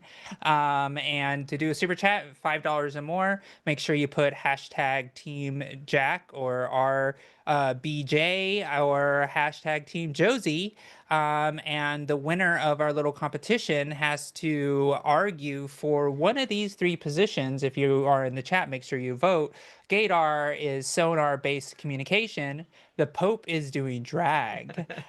Crocs are with socks are formal wear. Yeah, Ooh. those are some pretty good ones. It looks like it's neck and neck right now between Gaydar sonar-based communication and the Pope is doing drag. Also, if you haven't liked and subscribed on the stream, what are you doing? Like, come on. We've been doing these Indeed. great calls. Make sure you like and subscribe and also join the Patreon. We have LineCon that we do on a lot of the weekends. I did a little presentation on how to be a politician. That was a fun time. And if you subscribe, you can watch the videos of those LineCons. So if you're already getting a pretty big library, so just be part of Cool Kids Club and become a patron. So yeah, I appreciate all of you so much. So Jack, which call should we be taking? I am split between 17-1, which is under a time constraint, and 7-5. If somebody's on a time constraint, we can take that one. Okay, let's do it. That one. Okay.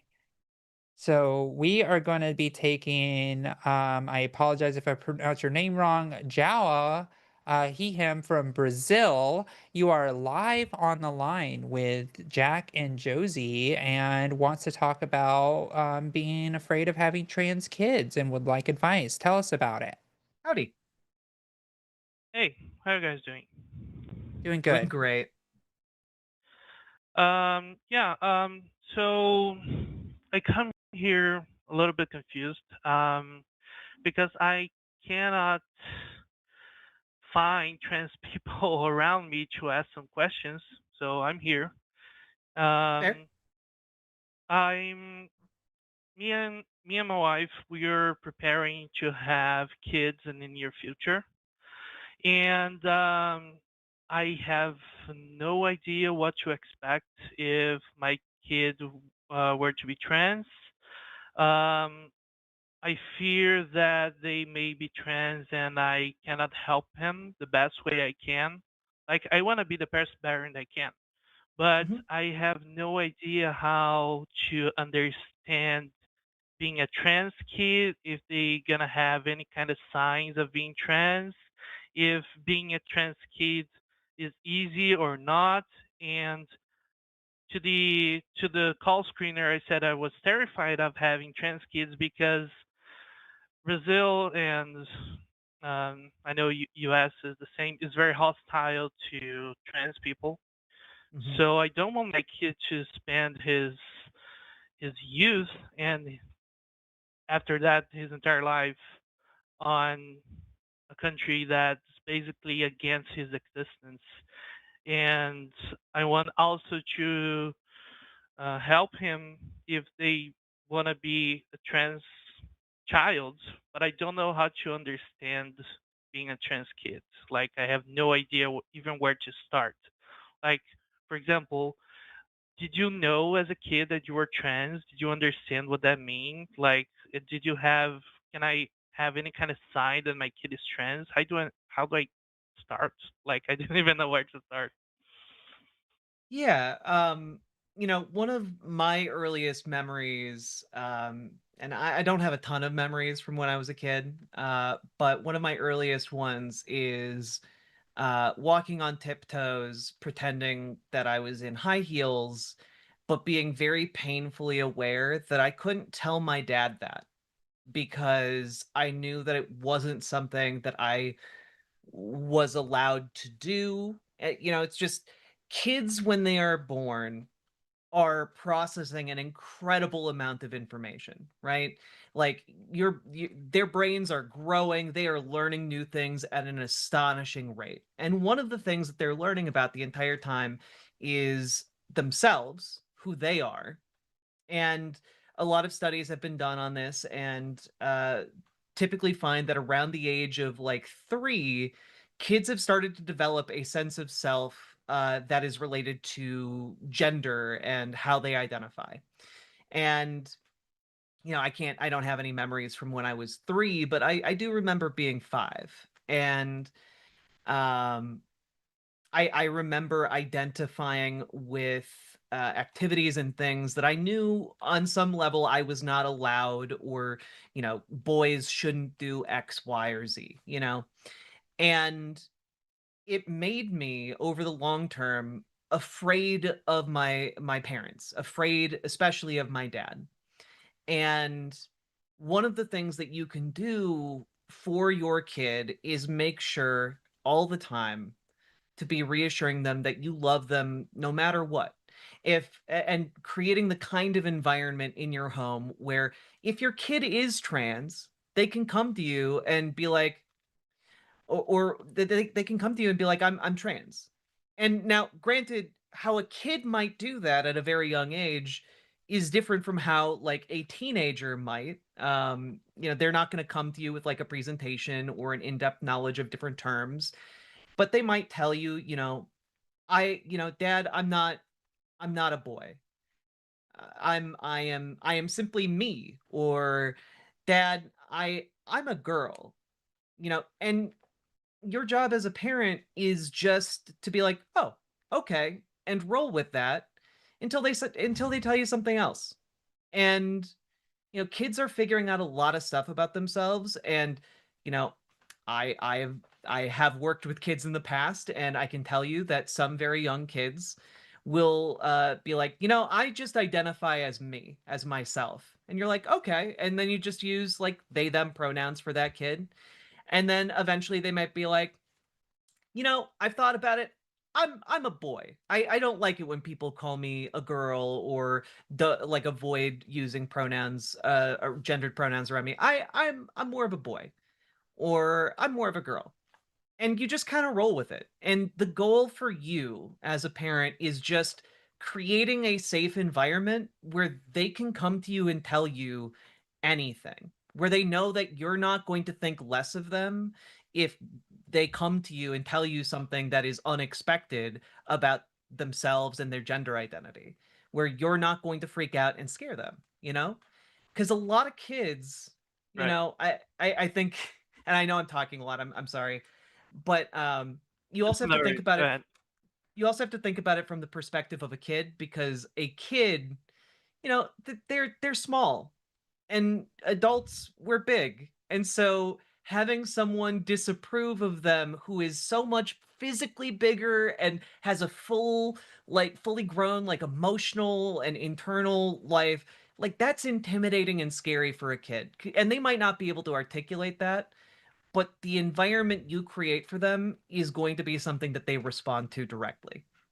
And with that, I'm just gonna. I don't know if Josie has anything to add or if you want to respond. I agree. One of the things that, kids are taught, hate. Kids are taught to fear. Kids are taught that they can speak openly about certain topics, and I'll tell you, right? Like my dad in particular, my biological father was an asshole. Like when I was 4 years old, he, became very physical with me because I walked like a girl at 4 years old. And he made me fear that me being a girl in any way causes physical violence on me. And that trauma was awful. And so for me, when I was 8 years old, when I finally realized that, yeah, I wish I was a girl, like, that's how I used to say it back then when I was little, right? I was like, "I wish I was born a girl," right? Because I thought that was the only way one could be, is if they're born that way, not knowing the language of who I was. It was immediately seen as, "What?" And it was, like, so scary that I was like, "Oh, just kidding." And then I lived with that for another 34 years before I was able to have the courage to come out who I was. So I'm 40 now. I've been myself for the last 6 years. It had to go through a massive amount of trauma through the people around me. And a lot of them were unintentional, right? Like I love my mother, but she didn't have the words either. And so I had to go through the world like that. Like, they had no idea that I wish I wore dresses. They had no idea that I wanted to paint my nails. They had no idea that I wanted to grow my hair out. Like, because I was afraid, just like Jack was talking about. So it's your responsibility as a parent to be able to let them know whatever they want is okay. And when they say where it's like, "Oh, I don't want to wear pants. Can I wear a skirt like so and so?" And you were like, sure, right? Like, and not make it weird. Don't make it a big deal. Don't make it a show. It's like, okay, sure, you can wear whatever you want. Or, oh yeah, you can play with whatever you want. It's fine. That doesn't mean they're trans either, Mhm. right? And so the big thing that you need to know is, I know a lot of kids, I know a lot of parents of trans kids mainly. Um, and they all share the same story when they have very young kids that come out and they know that their kids are trans, but they don't tell them for years. It's like, "Oh yeah, I knew my kid was a girl for a long time." And they just let them be who they are, and then they saw a doctor, right? And they're like, "Okay, now I need to see a child psychologist because we don't think that this is just a thing. This is actually a thing." And then they get a medical diagnosis for gender dysphoria, and then they allow them to go through the process to have the medical backing to let their kids live who they are. So it's not about you identifying that they're trans. It's about letting them grow and discover who they are in a safe place, like Jack said. Because that's your responsibility as a parent, right?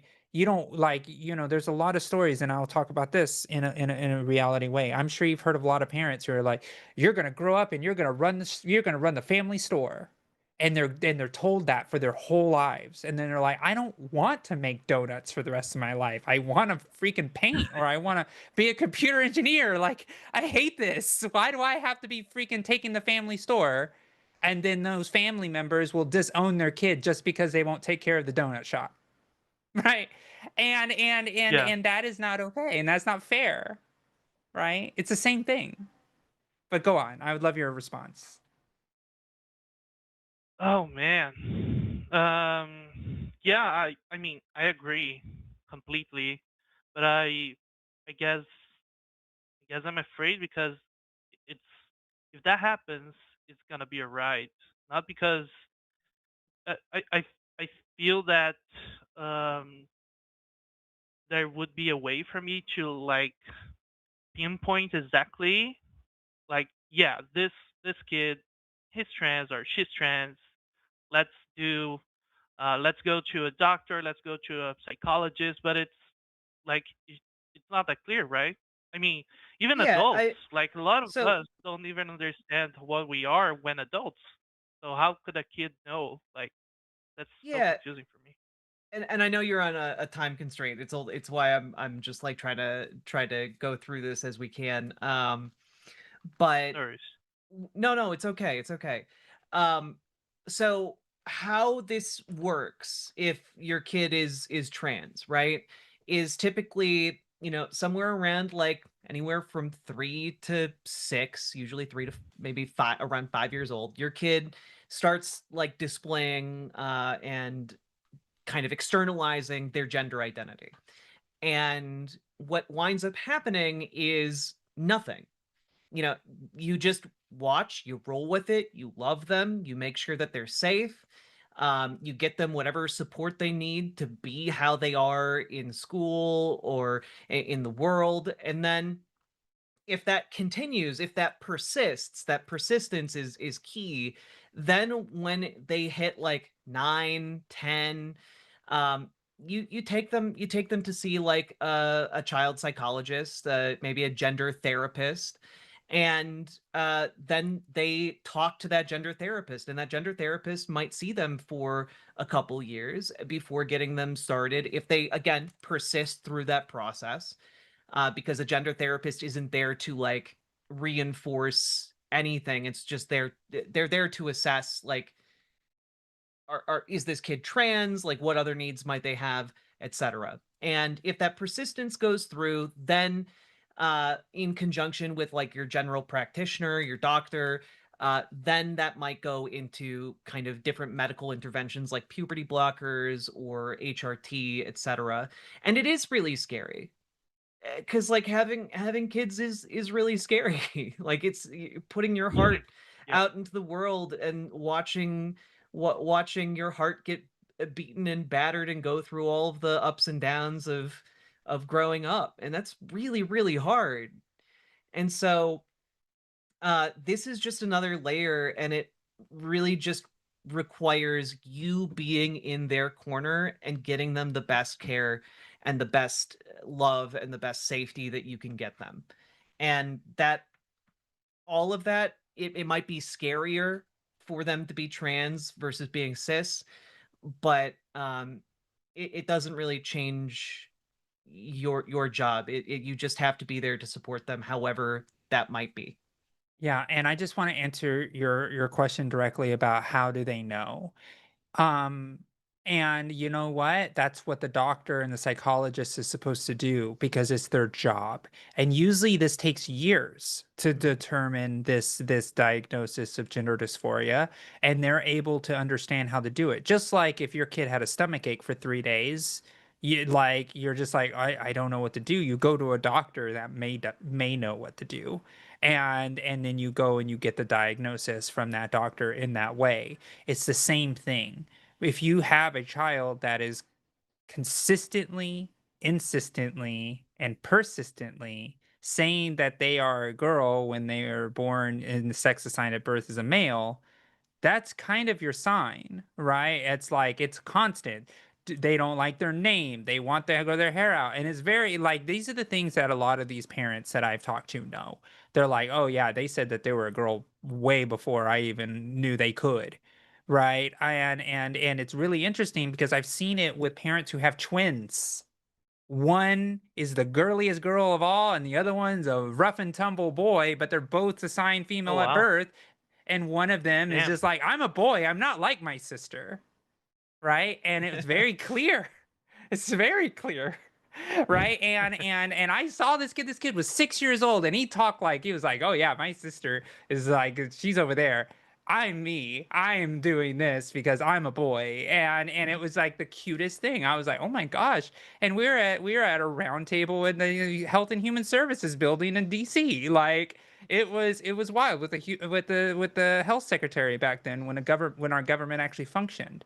And it was a really interesting experience because even me, right? Someone who works in trans advocacy that does national research on trans people still got surprised that a kid that young knew so clearly who they were. And I was just like, damn, I had the courage that little kid did because he was born in a conservative in Georgia, conservative family in Georgia. And this kid was like, I am this who I am. That family lost family members because they knew that they could not bring their kid around the grandparents that were going to be bigoted toward them, because those parents knew their kid and they wanted to keep their kid safe because they were good parents and they were Republican, and then they switched to being Democrat because they realized that the Republicans wouldn't let their kids live with freedom because they saw it. They knew it wasn't rocket science. They had two kids. They knew there was like one was obviously the girl and the other one was obviously the boy. Like it was clear as day. And then when I saw these kids, I was like, yup, that's true. I could never tell differently, right? So trust your paternal instincts. Trust your instincts as a parent and just let them grow up and know, and you will know when it's time to take them to the doctor. Because even with those parents, they didn't take their kid to a doctor for years. They just let them be who they are. They thought that maybe they'll grow out Right. of it. And guess what? Some do, right? But some don't. And that's when you get a psychiatrist to help you get a real diagnosis, because guess what? You're right. You're not the expert. That's why you bring in professional support. I hope that helps. Yeah, yeah, it does.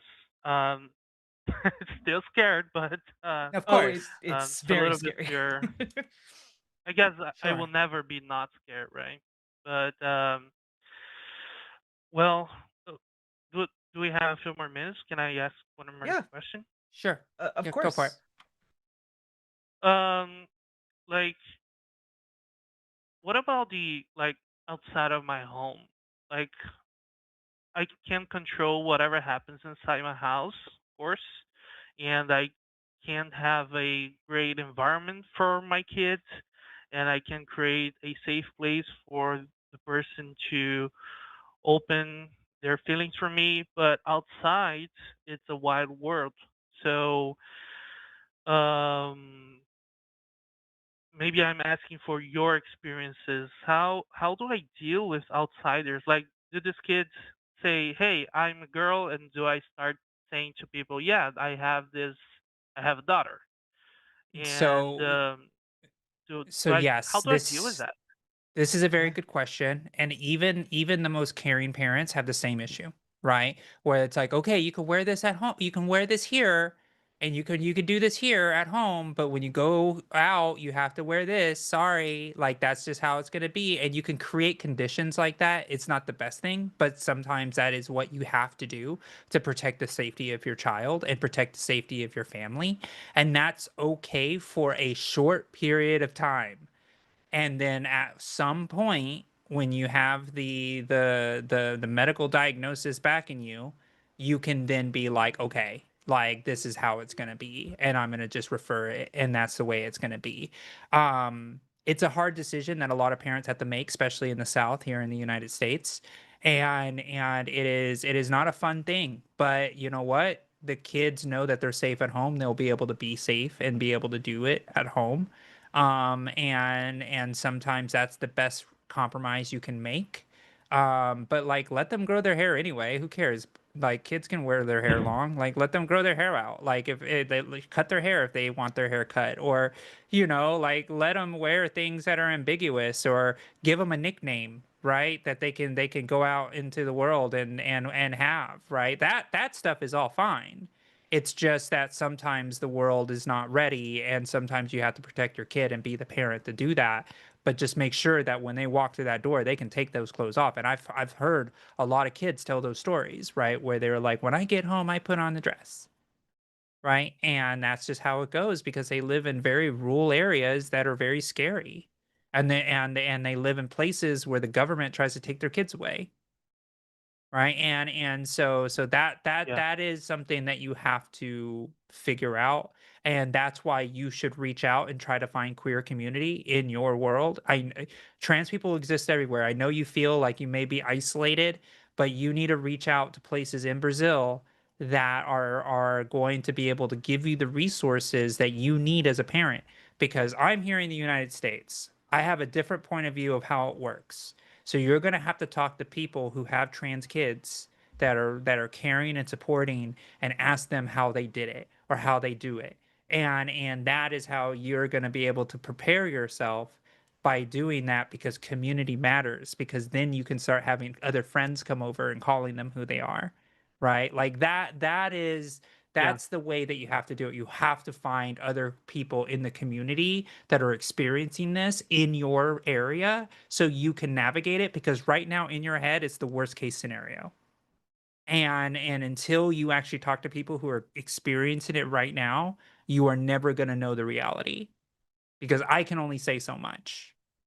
Yeah, and Yeah. neither of us are familiar with like the area you live in or your social circles. But being a parent in this scenario does mean that you might have to have some hard conversations with friends, family, and where you advocate. Yeah, again, and this is all if your kid is trans, and maybe do it even if your kid isn't trans. Uh, where you talk about how like your kid, however they identify, is valid, and like you are going to be in their corner no matter what they identify as, no matter what path they take in life. And um, one of the frustrating things is that, like, especially when it comes to like school, a lot of kids start learning an awful lot about social dynamics in school and interacting with other kids. And that can be a really cruel process. And so, depending on your situation, you know, depending on the school that they go to, depending on the other kids they interact with, that can be really, really difficult. And like, I'm not to sugarcoat that for you, but like, um, one of the most frustrating parts I've observed about folks being parents is just you do your best, you advocate for them, you try and set up situations where they're going to succeed, and you try and set up situations where they're going to thrive, but sometimes that's out of your control. And in circumstances like that, then you gotta, like Josie was saying, make your home like that safe haven where they can come to you and cry on your shoulder. And this is just especially difficult if a kid is going against the expected grain of how society expects them to act. Um, and so all of that being said, it is very scary, and it's again, family members who have kids, worked with a lot of kids, and I can tell you a lot of people just feel really vulnerable having children because it's like putting your heart out into the world, and it's painful sometimes.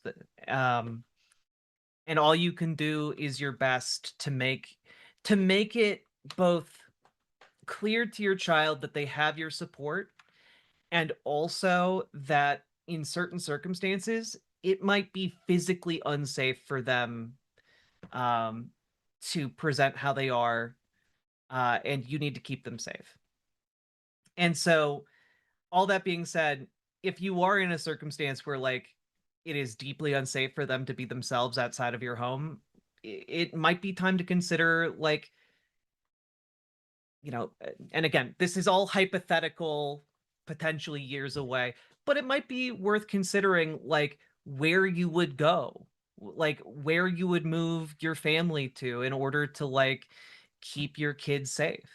Um, that might be like Yeah. an area that has more like social supports for trans people. Might, I don't know your circumstances, but all that being said, like it might require sacrifices to make sure that your kid is safe. Yeah. Well, I really appreciate your time. We do have to let you go. We have a few more calls that we're going to try to take before we end the show, but I hope that was all helpful. Yeah, and if you have other Yeah, questions, please well, please call back. yeah, I sure will. It's one of my first times ever having the experience to talk to a trans person, so I Yeah. feel safer now knowing that I can call back, and I'm gonna Yeah. try to search for resources here in Brazil. And thanks for helping me. I'm gonna Yeah. try to be the best parent I can. Sending Yeah, love Yeah, to and you guys. absolutely. it sounds like you're doing great, and I would just add one more thing, which is that, you know, your kid, if they do wind up being trans, if they have your love and support, the chances of them growing up to be happy, healthy, and thriving go up exponentially. It's the same as a cis Exponentially. kid. Yep. So you Yeah. you are already on the right track. So take a little bit of hope and strength in that. Yep. Awesome. Thank you so much. Have a great rest of your day, okay? Thank you. Bye. All right, Thanks. ciao. Bye bye. Bye. Um, great. So I hate to say this to some of the callers. We're going to try to get to you as fast as we can. So we're going to try to rapid fire them. I know some of you have been on hold for quite a minute, but we're going to try to get through these. But the lines will be closed for the rest of the show. If you are on hold now, we're going to try to get to you, but there's no guarantee that we will. So, Jack, pick your poison. Oof. Let's do 7-5. Okay. So we are going to be talking to Luca, him from California, wants to talk about trans allyship and what it means to be transgender. You are live on the line with Josie and Jack. How are you? Hello, can you hear me? Yes, we can. Yeah. Howdy. Okay. Hi. I just wanted to say right off the bat, I think I have a lot of respect for what you guys do, and I think you provide a very important resource. So I think it's really cool what you guys do. And I was just looking for clarification on what exactly it means to be a certain gender if it is not based in biological reference. Yeah. Sure, I will go ahead and just start. So, Luca, are you what do you identify as? Are you a man? Yes. Why? I think that my biology makes me a male, and I think that being a male makes me a man. Okay. So, you are positing that there's no difference between sex and gender? I would say the only distinction I would make is that gender only applies to humans. Okay, that's fine. I can understand that. So that's fine. So you do acknowledge that there is a thing called gender. Yes.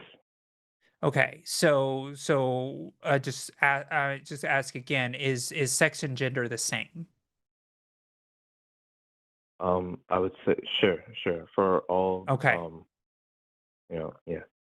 Okay. So do you believe that in society that a lot of people believe that there's a difference between the two? Between sex and gender, no. Yes. Okay, so your understanding of sex and gender are they are the same. So when somebody says that there is a difference between sex and gender, you just say no, there's not.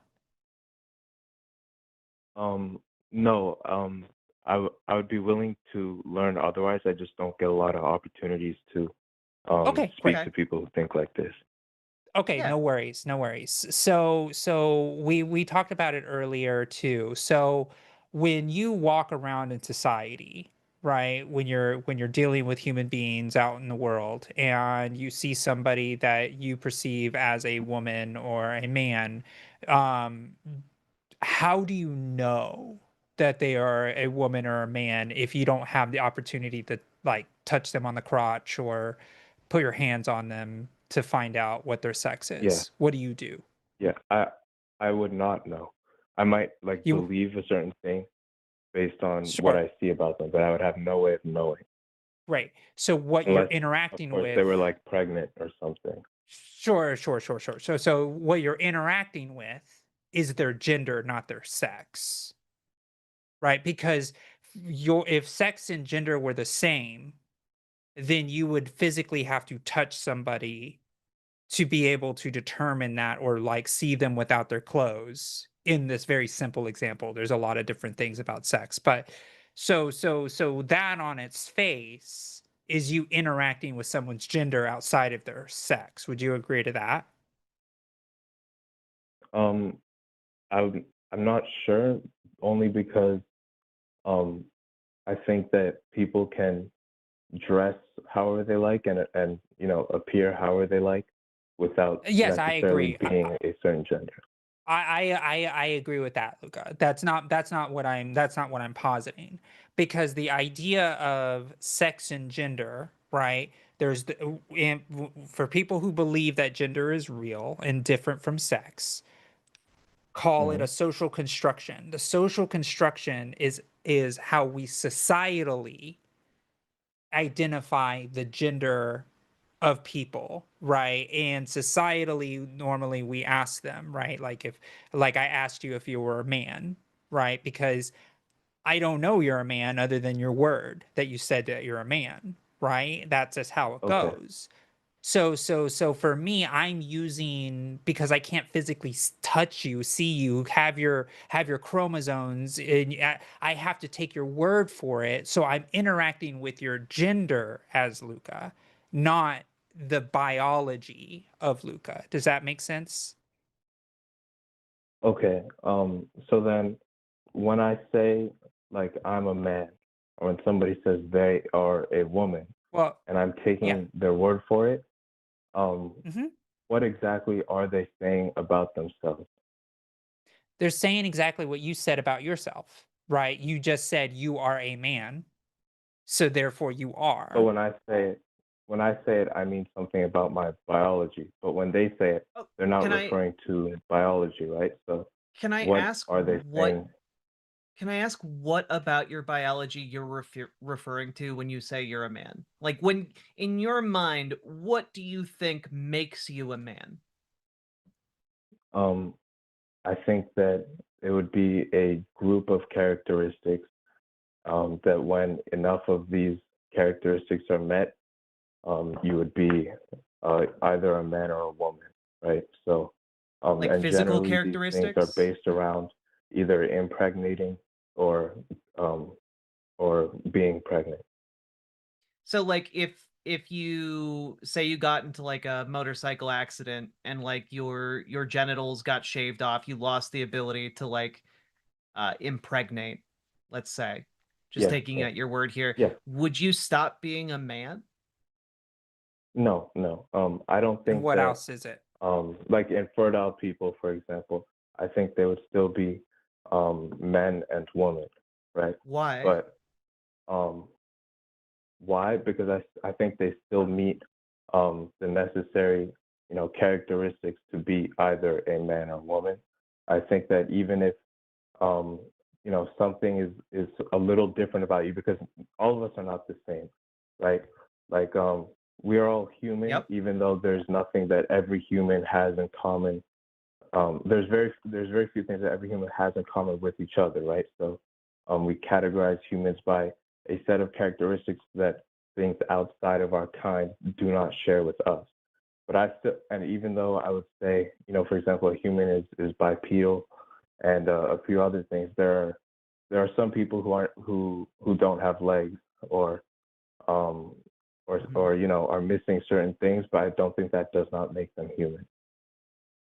Yeah, and I'm not saying that that isn't that like they stop being you would stop being human if you got into a motorcycle accident, but I'm also not sitting here saying like, you are a man because you have, on paper the ability to impregnate somebody, right? Like we're talking about something Right, very right. different when we're talking about your biology versus Yeah. how you identify, right? Because I I found see. like in a lot of doing a lot of these conversations, right? Like, for example, a lot of people are like, well, my biology makes me a man. Almost all those people have never done like a DNA test to like know what their chromosomes are. Um, and that's, you hmm know, a lot of them will say like my chromosomes make me a man, but like they You aren't never Yeah, tested them. aware of that. They've never tested that. So I when see. people are saying like I'm a man, that's different from saying your sex or sexual characteristics are male. You know, those are two different Okay. things, and it's why we have a different set of terminology for each thing, right? Because Yeah. there are a lot of Right, different right. aspects of gender, like gender expression, gender identity, etc. In the same way, there are a lot of different sex expressions biologically, right? Um, yeah. I just to confirm, do we agree on sex, on what, determines male and female? Or Yes. Yeah, For the most part. For the I okay, most think part, so. okay, right? Like okay. it's a bimodal Yeah, yeah. curve, right? Like and that's Okay. what I mean, Luca. That's why I say there's a difference between the two, right? Because would you Yeah. agree that language is descriptive? Yeah. Yes. Okay, great. It, So it it's used to do describe our you reality. yes, exactly. And do you agree that we get more descriptive as time passes? So for example, somebody For who sure. has a computer, right? Before there were computers, there were no words for like circuit boards and sound Yeah. cards and all of those type of things, right? We had to develop the Yeah. language as we understood more about technology. We had to create words to describe those things. Would you agree with that? Yeah, I'm fully with you there. Okay, great. So when we talk about gender, like, gender identity, gender expression, sexual orientation, relationship configuration, and sex, we can agree that those words became better descriptors of people's human experiences. So, for example, sexual orientation, just because there wasn't a word for sexual orientation, you would agree that gay people existed throughout history, right? Of course. Of course. Absolutely, Yeah. right? Yeah. But humans used words to describe that that behavior of humanity, right? Of being a gay person, right? That identity. Um, but it existed, and then we found words to describe those things. And so Right. we are at a point in our descriptive understanding of language that sex isn't enough anymore. Sex isn't that simple that it used to I be see. in the way that we describe it. So that's why we created another word such as gender, even though gender has existed throughout history, because we've always had these social ways of people behave throughout historical understanding, right? Like there was a Roman emperor that was a trans woman, for example. Like trans people have existed, even though they were born male or born female, they may not have shown up to the world the way most male and female people did. Would you agree with that? I do, but what I Okay. really want to know is like, um, I'm not opposed to, new definitions to encompass concepts better as we learn about them, right? Hmm. Yeah. I'm just lost on what exactly man and woman as genders would be referring to, if not biology, if not the sex Yes. binary.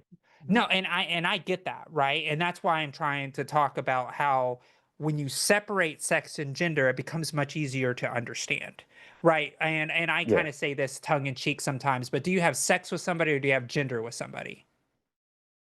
you have sex with somebody. Exactly. Why can't you just say I have gender with somebody?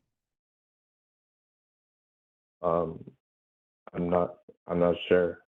Because the word doesn't make sense because it's a different way you Oh, use the yeah, word, yeah, right? yes, Because they're right, but different, right? It's about the context of how you use the words that make the description possible. So we have sex, which we all agreed on this call, which is the characteristics of biological traits that happen through a lot of different processes.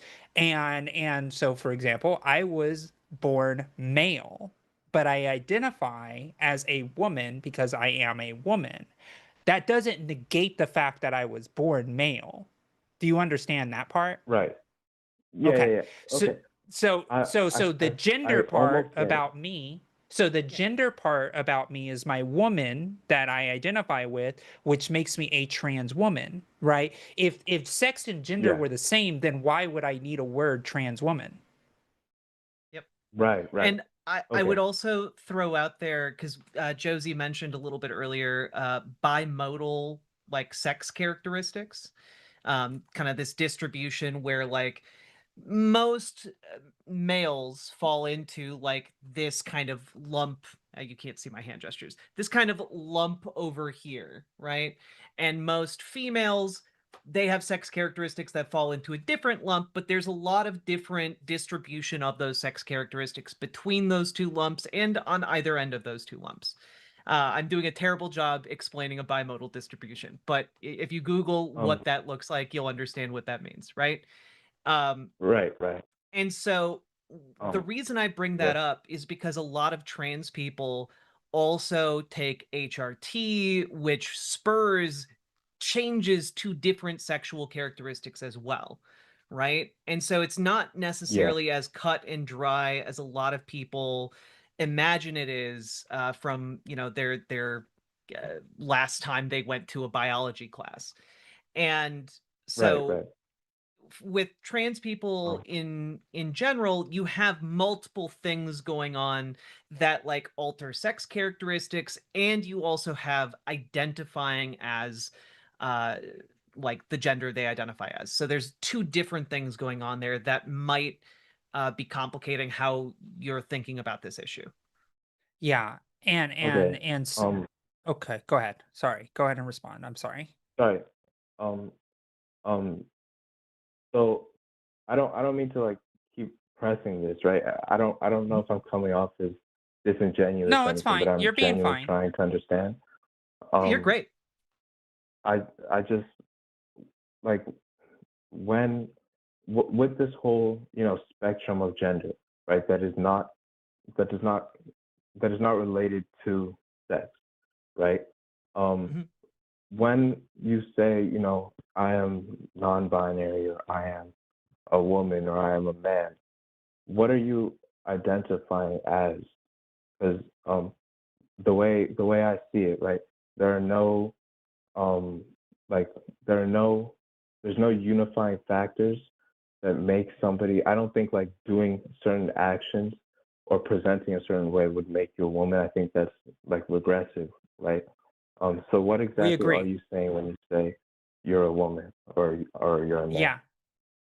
Absolutely. So I agree with you. How you present has nothing to do with your identity, right? It's just how that works and your expression. That's why gender identity is different from gender expression, right? Like gender expression is like you can be a man but be very feminine, you can be a woman and be very masculine. That is something completely different as well. But when you talk about gender Yeah, identity, you are identifying as the thing that you are. So I identify as a woman, you've said you have identified as a man, right? Somebody who's non-binary doesn't identify or identifies with non-binary understanding of things that are outside of man and woman. And so that is essentially what that is. And I think that is the difficult part when you're trying to understand the concept of sex and gender being different, is that you have to kind of shift your way of thinking a little bit, of understanding how we relate to gender as a whole, as you interact with human beings, right? Because somebody says I'm a woman, right? Then they are yeah, yeah. saying, and this is something that exists, right? We have, and this one of the hosts says this very very succinctly. I need to write it down, but it's a general schema of what womanhood is for me and how that shows up for me is kind of what woman means to me. So my womanhood is developed inside of all of the women in my life, culturally, my mother, people that I look up to, all of the things that I identified with that allows me to come up with the version of woman that you see in front of you on this show.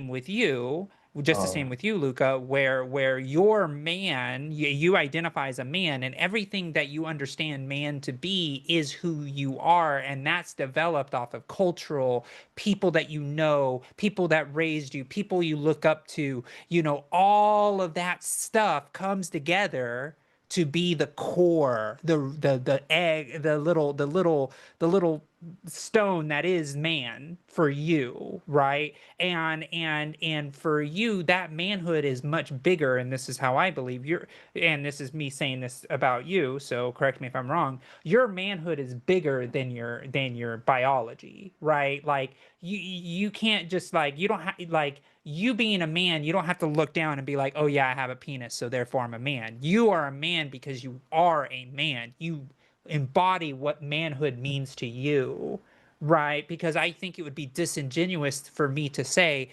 Luca, I don't believe you're a man until I see between your legs, right? Because that's disrespectful, right? I trust that you are a man because you tell me you're a man. And for me to challenge that would be disrespectful for who you are, because I just take your word for it. Just like if somebody says they like chocolate, I can't tell them, no, you don't. You like vanilla more.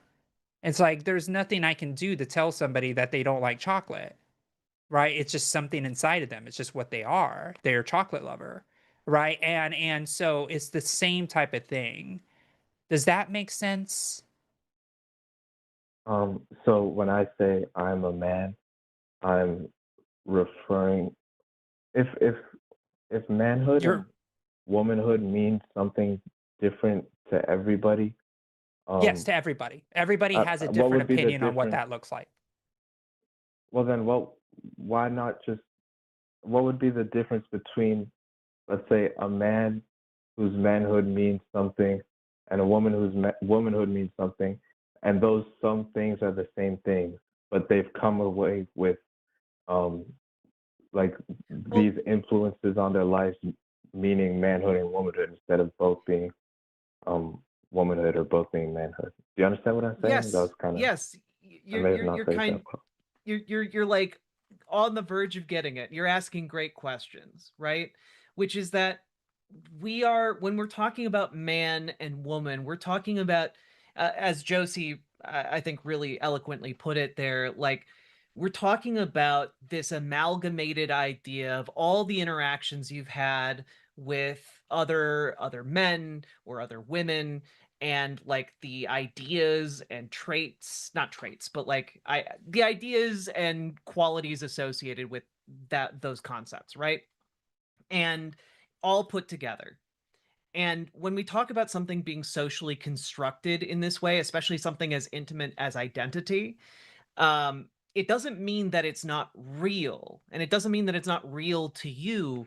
Uh, but what it does mean is that it can be subject to change, especially over time. And this is where I think looking at history in particular is really helpful, because we can see that there in the past have been certain activities or ideas associated, or qualities associated with what it means to be a man versus what it means to be a woman. Oh, And you can also, like right now, you can look at like India as a country, and they have an entirely officially recognized third gender that is existent in their historical record going back uh over 1,000 years. Like it's uh, when you start asking questions about like, well, like, could you not, have like two people whose ideas of gender are like all is the same, but they're using different words to describe it, and like, yeah, you could, because it's malleable, it changes over time, it was considered manly to wear high heels because originally they were developed as for use among cavalrymen, and then it changed over time, and now we consider high heels to be relatively a feminine thing to partake in. But Okay. do you kind of get where we're going with that? So we're talking about masculinity and femininity, and that's what it means to be a man or a woman. Well, not necessarily. Not Not Is if you necessarily. And identify. it's so remember, the expression of how you show up is different than how you are and who you are, But it could right? be an extension. Exactly. So the idea, like, somebody who's a tomboy, right? Somebody who's a tomboy who identifies as a woman has a very strong sense of gender identity for who they are as a woman, but they're incredibly butch, right? They like truck, they do everything that is manly in the words of expression, but in their mind, in their hearts, they're still women, right? It's because that is who they identify with. They identify with other women. You identify with other men, right? It's hard to explain why you identify with other men, but it's not because you all have penises. You identify with other men because they're men, and you have that unspoken bond of identity and understanding that you are men, and you're in the shared schema of understanding of what man is, right? And so, because Luca, if somebody said to you, and I'm sure this has happened, I'm sure at some point in your life, somebody was like, "Oh, you don't like trucks? Well, you're not a real man." Right? We talked about that earlier. That's disrespectful. Wouldn't you agree? Yeah, I think that's dumb. I think. Yeah, exactly, right? So So because only you as a person can identify that you're a man. Nobody else can come into your world and be like, you don't do this thing, so you're not a man, because that's fucked up. That's not how gender works, right? It's about who okay. you are. Does that make sense? Um. Yeah, I think so. Yeah, it's who you are. So You're a man because it's who you are, not what you were born. Like It's just maybe who you are. maybe why don't a we? better example a better example than what I used earlier with like a motorcycle accident might be if you went and took a DNA test and you found out you had XX chromosomes, which is possible. Like there are a variety of Yeah, intersex yeah, conditions that exist out right, there. right. Would you stop identifying as a man?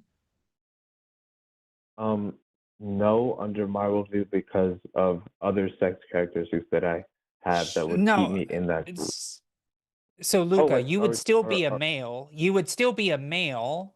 The difference is I'm about not a gender man. identity, right? Because that's the Okay, difference, right? Like the difference is male is sex, man is gender.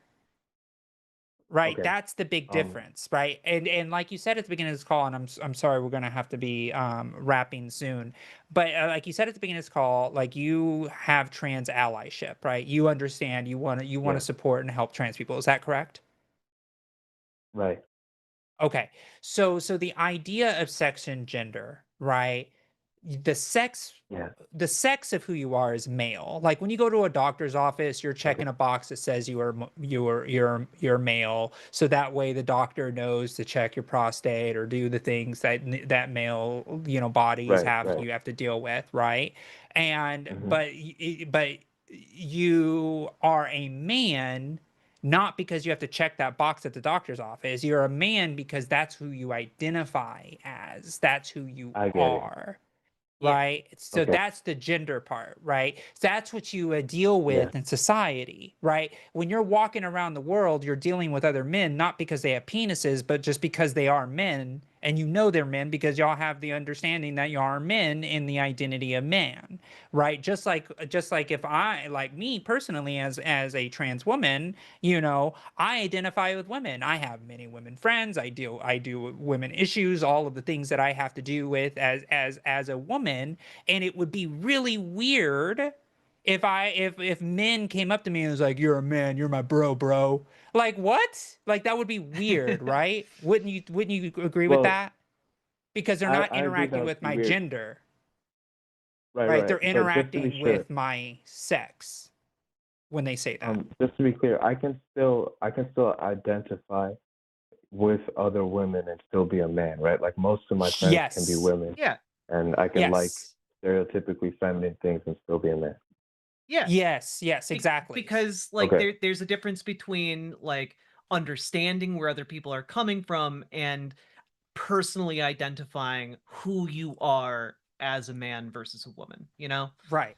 Right. But Luca, So you would understand like if all your female friends were like, "Hey, we're having a girls' night. Sorry, Luca, you can't come."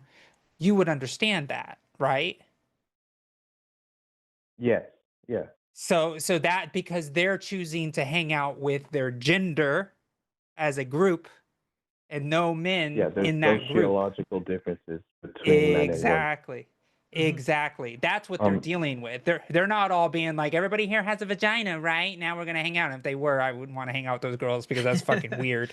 But you know, but at the end of the day, it's like that's what it is. So in society, we interact with gender, right? right. That's how we deal with things. We don't deal with Uh, sex. That's like a medical thing. okay. So I'm with you guys now. For the most part, my Mhm. only question would be, um, if these things are just how you identify, and you can behave any way, irrespective of your gender, Hmm. but gender is, or the social concept of gender, right, is causing harm to some people, right, in more conservative or regressive places. Um, Women, especially trans people, especially. Um, do you think it would be better to abolish gender as a whole and just let people live how they please and express themselves as they please without being chained to, because I would say that the dominant force in society is that of two genders having to, behave a certain way. And if you don't fit within that narrative, you're ostracized and it can be pretty harmful to you, right? So do you think that So it would be better to just do away with the concept of gender entirely? I love that you're asking this question. I love it because I think it's a really cool question to ask, right? And how I would phrase it is that we should be seeking to do away with prescriptive notions of gender.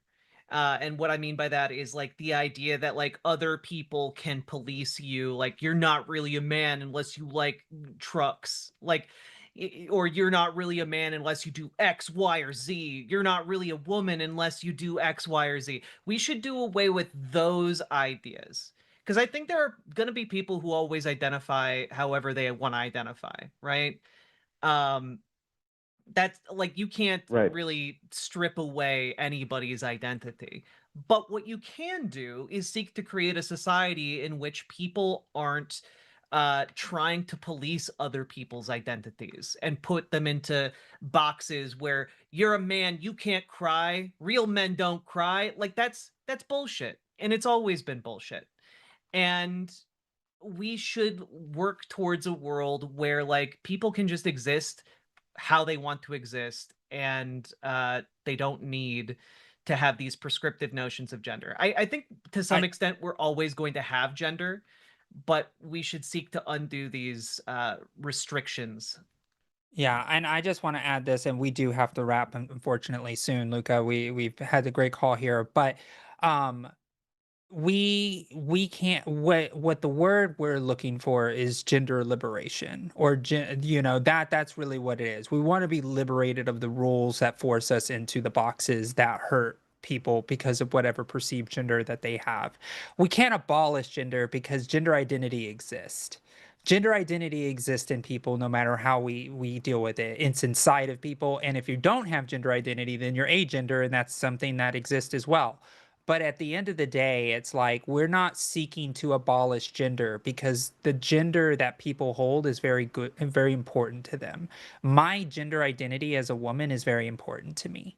And I would be heartbroken if somebody came in and legislated a way that gender no longer exists no matter how you look at it, because I'm still going to show up the way that I show up every day. So the idea of abolishing gender is a concept that's not possible because I believe humanity has it inside of us. It's just how we are. That's just how we're programmed. Luca, you are programmed to be a man, and there's nothing that's going to change that. I am programmed to be a woman, and there's nothing that's going to change that. And so because of that, like, we can't abolish gender, because abolishing gender would take something fundamentally away from you too. Because I'm sure you're Okay. pretty proud to be a man. Would you agree? Not really, but I see But what you mean. you, but I agree with you. I I'm just not. understand that you're saying it. I say you're saying it in a politically correct way. But I will say that being a man is part of who you are, and I would never want to take that away from you. Yeah, I agree with that. I'm not proud to be a man because I didn't do anything to I earn understand. it. I was just I born get that what way. you mean. Right? You're just born that way. Yeah. Just like I was born a Yeah. woman, but I just happened to be Okay. born in the sex of a male, but that doesn't change my womanhood, because there's a difference between sex and gender. And that's what we were trying to get to all along. So before we let you I go, get it. is there a difference between sex and gender? Yeah, I can agree with that. Thank you. It's been really Okay, you're a enlightening. great Hell yeah. trans ally. You're a trans Um, ally. That's what that means, right? yeah. To believe You in the know, difference between sex and gender is a trans ally. Go ahead. just one last question. Do you know of any, other resources you could point me to help me out with, with my journey of, I guess, being a trans ally? Yeah. Go ahead, Jack. Oh, Look like you No, have no, some. go for it. I'm sure you have like a bunch already Can pulled up. we actually ask Luca to call back because we really got him Yeah. on the Yeah, super chat. Yeah, yeah. sorry, we are Luca, over so time. we are over time. But go on Google, look up Okay. organizations, and go to community groups in your area. But you're awesome. I appreciate you, but we do have to go. We have to try to wrap up in the next 14 minutes. Thank you very All much. right. Do You have a good later. day. call back sometime. Yeah, thank you so much. We appreciate the call. All right. That went so well. Yeah, it did. That was good. That was good. We got there. And that's Did. and I hope that's what everybody sees, right? That if you have patience and you approach the conversation, it works. Like, I know sometimes, the spice is what gets the clicks, but I think that people are calling in because they actually want to understand. So we're gonna have to rip through these real quick. $5 from Nathan J. Arndt. Don't pronounce the D. Love RiverboatJack, but it's always got to be Team Josie. Best show on the line. Appreciate you. Thank you so much, Nathan. And thank you for the $5 from Joshua Everett 9887. If it was really about voter fraud, they'd put in a provision to make the voter ID free and easy to get and give us a 2+ year turnover. Team RBJ. Indeed, the voter fraud has always been bullshit. Yeah. $5 from Melatonin LA. Happy birthday, belated birthday to me. Thank you so much. I finally gave for Christmas my SIL her elect the dolls mug, and she loves it. Vote for Josie. Hashtag Team B-Day girl. Thank you. I still have mine right here. Elect the dolls. Let's go. Love it. Yeah. Thank you for the £5 from Mystic Mind Analysis. What's that? You have 2 eyes in a corporeal form? Well, real women have infinite eyes and obliterate your sanity with the words, "Be not afraid." Indeed. Yeah, so true. $10 from Brutus Magnus 315. I was originally gonna come in and say mess him up, Jack, but we got chill callers also in my circle. Being a real man means fighting for the marginalized people and not bending to authoritarians. Yes. Heck yeah.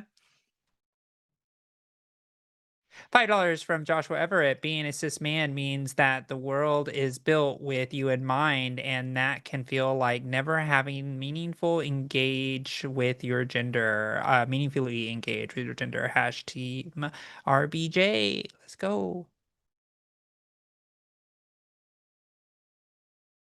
Thank you for the 222 TRY from Alira the Free. I tell myself every week to call in this time, but I'm too chicken to do so. Thinking I will depress people keeps stopping me. Maybe someday. Heart. Hashtag Team Josie. You know, give it a shot. You know, you're brave. I believe in you. Soon, I guess. Sorry, I was closing out call in studio. Oh, no worries. Together. Physically. £5 from Barbara Barrett, 07. Doctor's duty is to improve their parents' quality of life. Hashtag Team Josie. Yep. Heck yeah. Oh, Turkish lira. God. Thank you for the $5 from Space Barbarian 3484. Billionaires are superheroes just like the boys, not Justice League. Hashtag Team Josie, indeed.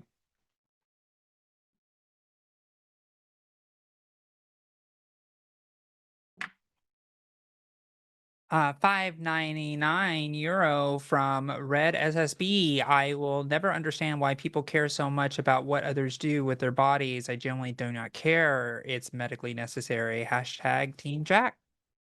Hell yeah.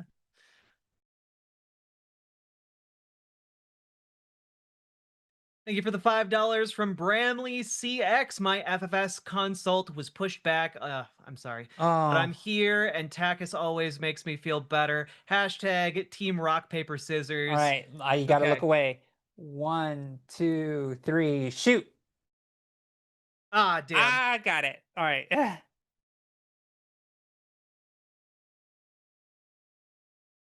$5 from BB Bunny 1982. Love you both. Also, both y'all's hair are fire today. Looks amazing. Hard to pick between you both. Rock paper scissors again. Oh, shit. and not Okay. 1, 2, 3, shoot. Ah, you got me that time. It evened it out.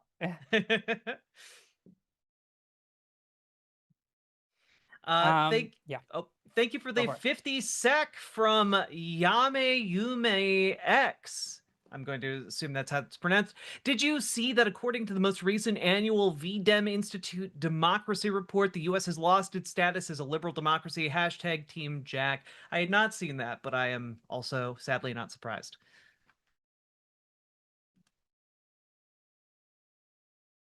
$5 from BB Bunny 1982. My dad is a pastor, never came out anywhere before I moved out. The fear is real. Also, why I hate the schools required to tell parents because danger. Yeah. Yeah. Sorry about that. Yeah. Thank you for the $5 Canadian from Where is Waldo? Thank you to the mods for this show. Hashtag Team Rock, Paper, Scissors. Oh my god.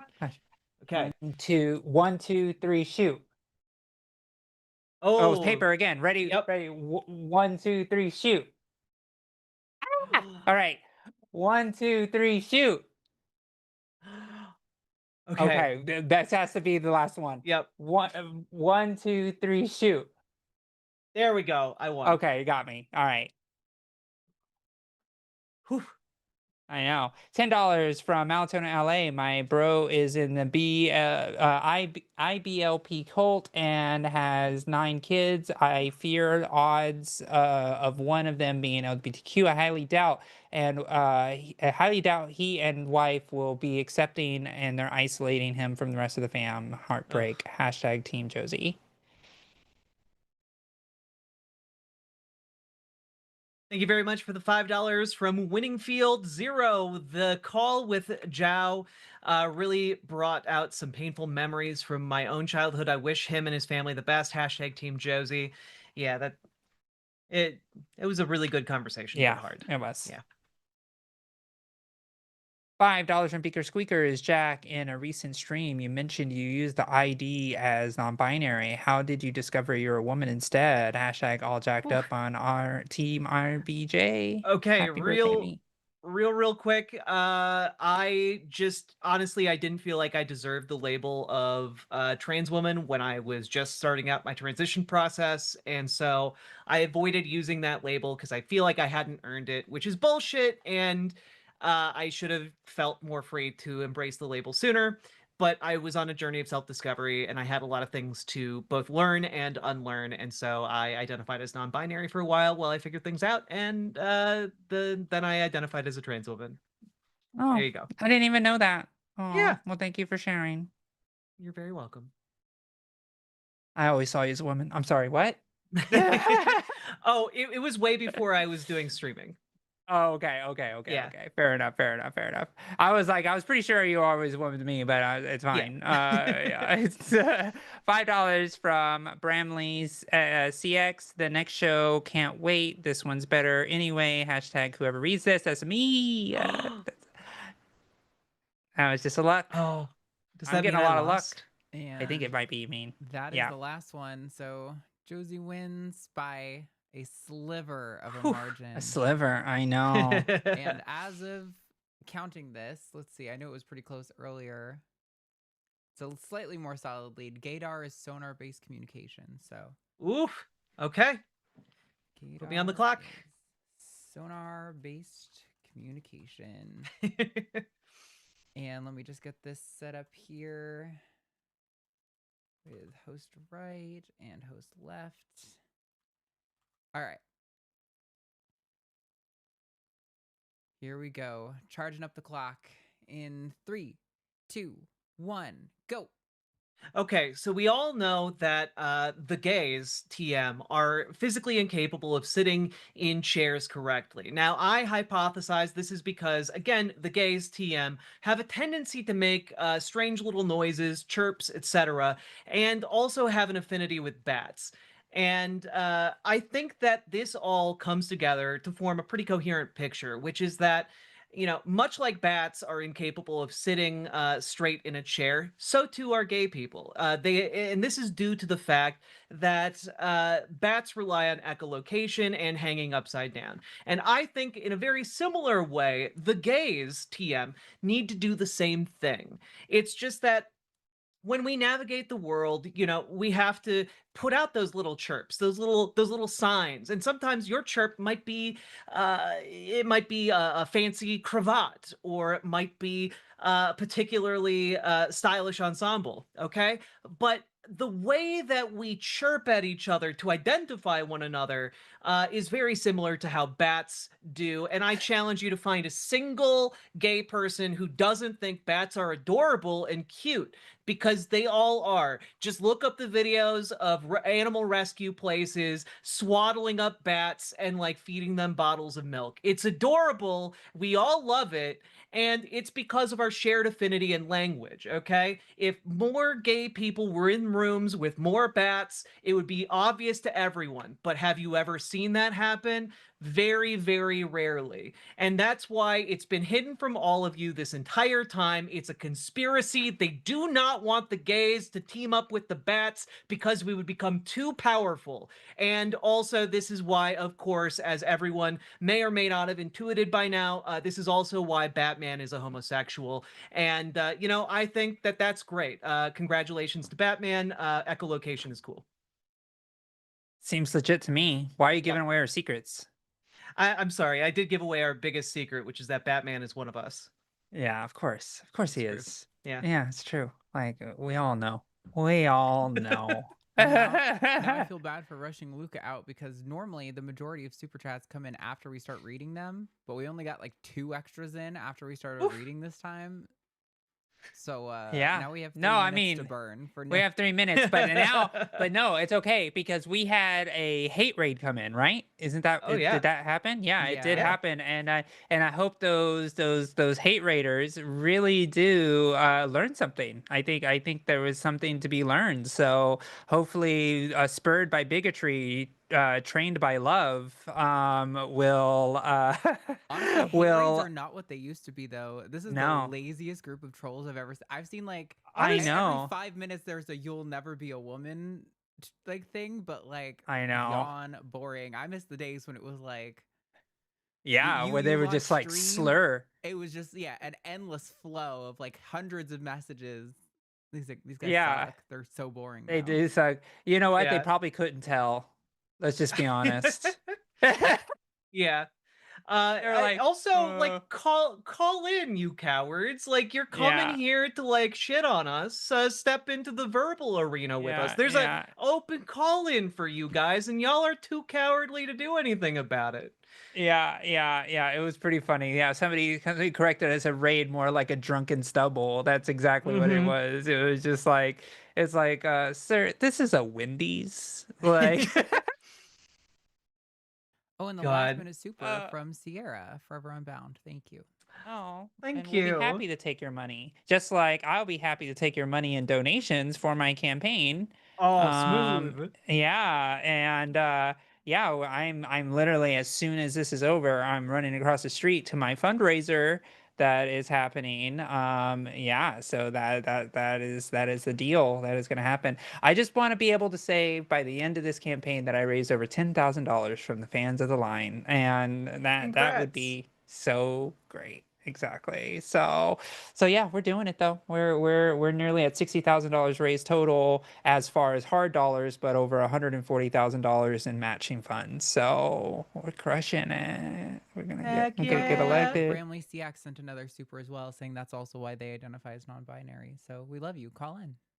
Yeah, call in. Awesome. Great. So make sure you join the Patreon and join this wonderful list of people. Make sure you like and subscribe. And I believe you're going to be ported over to Calling It Now with Jimmy soon. So that's extremely excited. And just keep on showing up, and you'll see awesome dance moves from Jack. And there's nothing better than that. So I love all of you, and bye. Fare thee well.